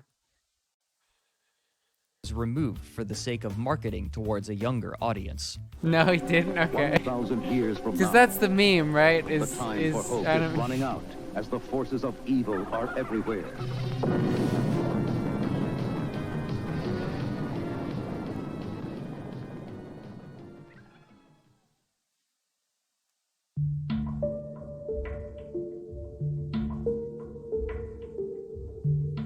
Back in It's the Japan, the sentiment same he had? process that had Okay. created the otaku had also created an even more extreme group of people. Young men especially had been targeted by the older generation of salarymen for decades as the cause of social degradation, chiding them for not following in their footsteps and becoming salarymen themselves. What many of these men didn't understand was that, in Japan, the economic situation was changing, and obtaining a salaried position had become extremely difficult and rare. Those who jumped from job to job were seen as not having real work, no better than being unemployed and, therefore, a drain on society. On top of this, Japan was on the brink of an economic recession. Japanese banks had been giving out more and more risky loans which went unrepaid, and eventually, when Japan's central bank attempted to cover up the issue, it caused the debt bubble to burst in the beginning of the 90s, destroying the old, consistent Japanese style of management for those new entrants to the workforce. The culture seemed unable to accommodate these young men, and the ones who faced the brunt of the criticism were often the eldest boys who had the most demands placed upon them by their parents. More and more young men caved under this heavy societal pressure, and for some, it became so great that they felt paralyzed and stopped leaving the home for any reason. In Japan, it's common for young people to live with their parents for extended periods. Often, women won't leave until they marry, and men sometimes never leave at all. This phenomenon was different, however. Rather than searching for work, these young men would often simply indulge in media all day. Despite this sedentary behavior, Japanese parents usually wouldn't even consider kicking their children out of their house, and so these boys lived there, unable or refusing Please to move around. There's Sorry, a I term in was the West for these young texting men, someone. an acronym spelled NEET, or NEET, meaning not in education, employment, or training. These young men in Japan, however, were given a new name, hikikomori. The lives of these hikikomori were characterized by a powerful hopelessness and depression. Though these young men and I think they're pretty occasionally neat, women were not the actually. chief consumers of anime, they were a significant source of income for producers, and so they were targeted more and more by the industry. These changes in tone and subject matter were appreciated by more than just the hikikomori. Many young men and women were suffering from the intense pressure of school and the demands Basically, of the like entrance exams. the Japanese version of like black-pilled people. Which dictated either a pass or a fail. Which I guess to deal NEETs with are this just stress, black-pilled. these young people would often limit their social interaction, romantic or otherwise, Yes, in there's favor of capitalist studying, alienation, growing yes. the number of people categorized as otaku and further increasing the Yeah. target audience for anime. As the 90s dragged into the 2000s, the economic recession in Japan continued, and so too did the dismantling of the salaryman ideal, unable to keep up with the globalized economy which demanded mobility. Even so, the social expectation to become a salaryman didn't diminish, and more young men felt the ire of their elders. In turn, the pressure in school became even greater, and more people were choosing to divert their attention and funds to escapism, and anime proved to be one of the most popular. Along with watching the shows, these young adults would purchase paraphernalia, increasing the financial power of the anime industry, but these fans' interest went beyond this. In Tokyo, the Akihabara district has become famous for its vast array of attractions and vendors catering to otaku culture, especially lovers of personal computers and anime. I In think this it's worse district, now. maid cafes Yes. can be found, with waitresses dressed up as Like, maids just from like anime alienation. who cater to otaku. Social stagnation.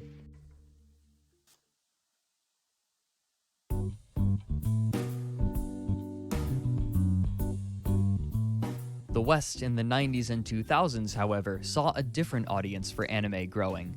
Despite the adult themes Here of we many go. anime movies released in America, the Weeb style was time. never able to distance itself and distinguish itself Weeb from time. child-focused Western Time for animation to weebs. the point that many simply called them Japanese cartoons. Ding dong, dear strongman. What would you look like as a Japanese cartoon? And what would it be about? James? Though there were very few anime targeted directly at children, they were some of the only ones that were adapted for American audiences. Shows like Pokemon and Yu-Gi-Oh! Received special attention from producers especially because of the way they fit the Western model of children's animation. Children's animation in America and the UK especially were produced at a loss, since these shows weren't created for their own sake, but instead were created to market lines of toys such as Transformers and G.I. Joe.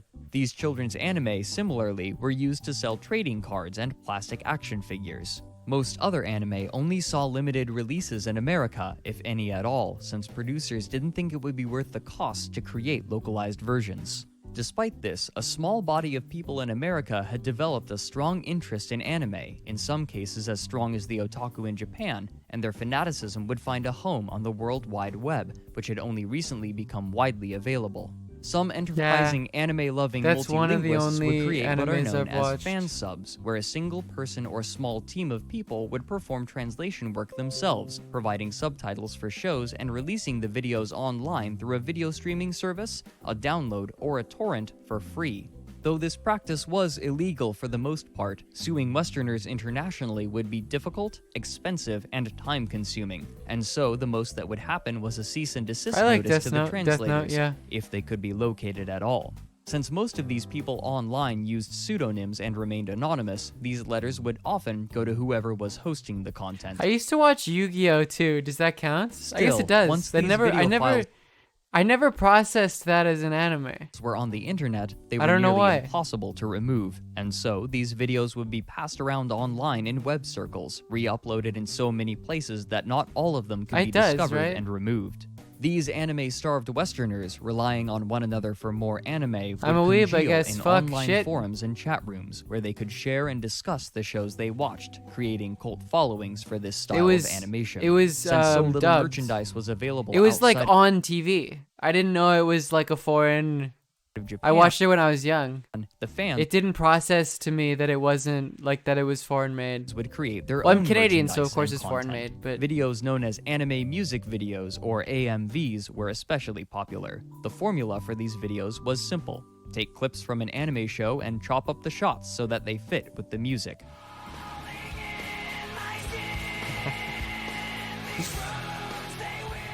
With the popularity of anime nurtured by these small Linkin online Park, communities, they Dragon began Ball Z organizing is larger awesome. events, which they called anime conventions, where large numbers of people would gather to discuss shows and meet with other like-minded individuals. Though these conventions had begun in the 80s, they were typically smaller affairs with less than 1,000 people attending. By the year 2000, it was common to see thousands of people congregating at the many different conventions all over America and Europe. Oh, that's sometimes with canceled. industry They're canceled. professionals That's attending problematic. as well. All of this attention on anime showed producers that there was, indeed, I'm a market assuming for that their work person in was the white. West, and more shows were given official localizations. That's my Though it was take still on- considered a on nerdy weebs and that unpopular canceled. interest, that didn't dissuade its large cult following.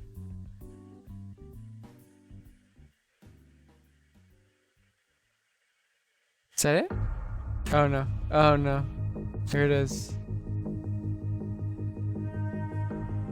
Oh, he's a samurai in Japan, sword. the rise of otaku culture had coincided with a rise in the number of hikikomori.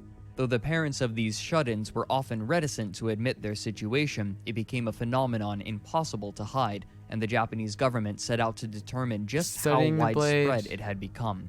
The results were unexpected and alarming. Is that According is to that a an official specific census guy? in 2010, over 700,000 citizens were categorized as hikikomori, Oh, which wow. was defined as someone who had largely not left their house for 6 months or longer and had Oh, few, okay. if any, social connections. I mean, you know, that's, you know, whom among us? I mean, among other more minute. I mean, come on, make it a little bit more as of a serious qualification. Some psychologists believe this figure to be greater than 1 million. Startlingly, the average age of hikikomori in the study was 31. The state began instituting programs. I to mean, yeah, reintegrate- no, that's why I'm insulted, is because of quarantine. Specifically because of the quarantine. Otherwise, these it would people not back have into applied. society, while universities began focusing their efforts toward understanding how something so Girl strange God, had thank you come for the about. raid. Yukiko I think I'm pronouncing Uchida that wrong. and Vinay Narasa Thank you. Kunkit, in their article The NEET and the Hikikomori Spectrum, suggest that Western individualism imposing on Japan could be a culprit. They Right, explained that that, makes quote, sense, I guess. globalization has created a pressure toward increasing individualism, especially the kind that seems to be practiced in the The United introduction States. of consumer However, capitalism to individualism is Japan. not necessarily the same everywhere. Increasing individualism in Japan without the strong foundations that American individualism has been built on may very well contribute to It's confusion for many alienating. individuals who try to become individualistic, especially if they use it as an excuse to avoid interpersonal responsibilities and obligations, or to develop Japan is interpersonal not the skills West. that will let them become attuned to their in-group members. Unquote. I mean, they did it imperialism, but I don't think that's the predicate. Despite the prevalence of Yeah, that hikikomori- seems weirdly immaterial. They're just like, oh, but there's foundations to existence seemed American. not- I think maybe some of the point there is also just like, well, yeah, individualism in America is also incredibly alienating. There's just they hide it better, or it manifests in different to ways. tarnish the name of otaku, and in fact, the otaku were becoming more culturally visible, especially as their spending power increased. Most of the otaku in the 80s had been teenagers or young adults in their 20s, and as time passed, they found themselves with the money to fund their hobbies, and so many of these otaku were finding themselves in positions of power. After Pogface, the end of the PogChamp. recession, the term otaku began to lose its negative connotation, and more people were Oh, beginning it's to like- identify themselves as otaku, similar to That's the way great. that the word nerd has lost some of its pejorative quality in America. Taro You're Aso, like an former outcast. Prime Minister of Japan, has even identified himself as an otaku. Base. And of the otaku, the manga and anime fan This is the type of representation that we need in the West. We need an incel president. are the largest group. In 2005, it was estimated that, as a whole, the otaku were worth 2 trillion yen, or This almost is 18 billion. this is the representation we need to get those boys out of their basement. US dollars. At the Don't same tempt time, fate. anime Yeah, culture I'm gonna say that, and then it's gonna happen specifically because I said was it. growing and changing. During the 2000s, a name was given to the We need more INTJs in Congress. We need an INTJ Congress caucus. most common anime aesthetic, moe. MyAnimeList.com defines it as so, quote, moe is a Japanese word with no good English equivalent. In fact, even Japanese people have a hard time agreeing just what it is exactly. All we can say is this. The dude who took over from Shinzo Abe is an open web. Oh, cause Shinzo Abe, he's the grandson of Kishi, who is like a brutal fucking like imperialist in Manchuria, like turned that whole, I guess, client state into like a concentration camp, and was openly wanting to do that to Japan as well, to like militarize it, because Manchuria was like the industrial heartland of Imperial Japan. I don't know what that is. What does web mean? Sadatiano. I mean, kind of same, yeah. So the previous dude sucks. If it makes you go, Oh, weeb? Oh, so that's Doki doki. cool. It's cool to see that the and makes you replacement. want to hug it, it's probably moe. Here, doki doki is an onomatopoeia for a heart beating.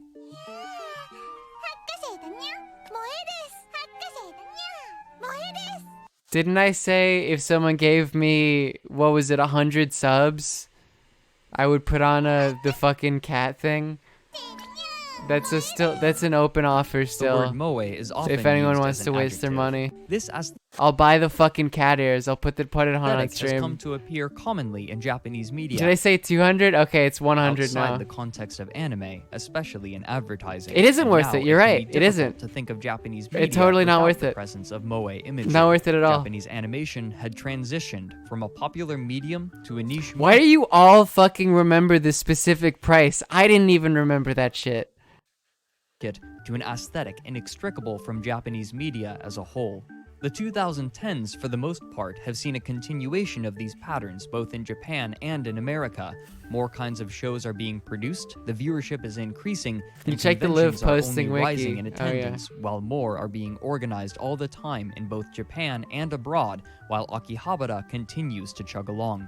Anime still has a very strong I association know saying on a with stream nerd is legally culture, binding. but more and more I wouldn't lie people about on the that. I'm not a outside are fucking looking scammer. in and finding shows and films that they enjoy.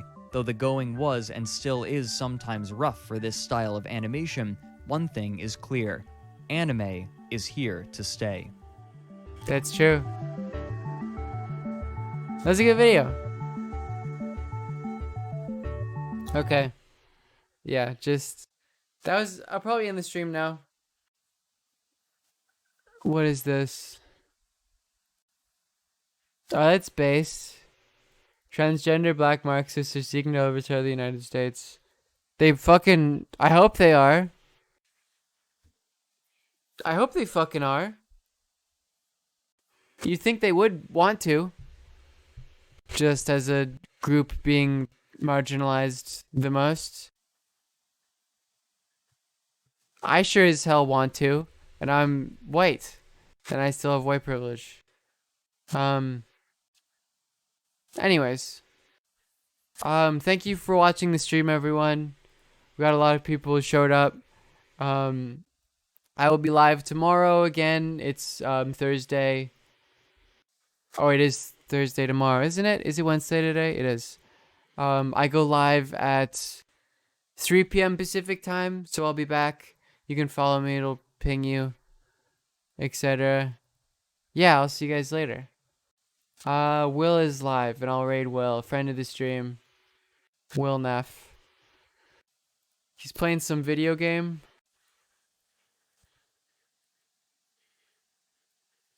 Yeah, I'll see you guys tomorrow.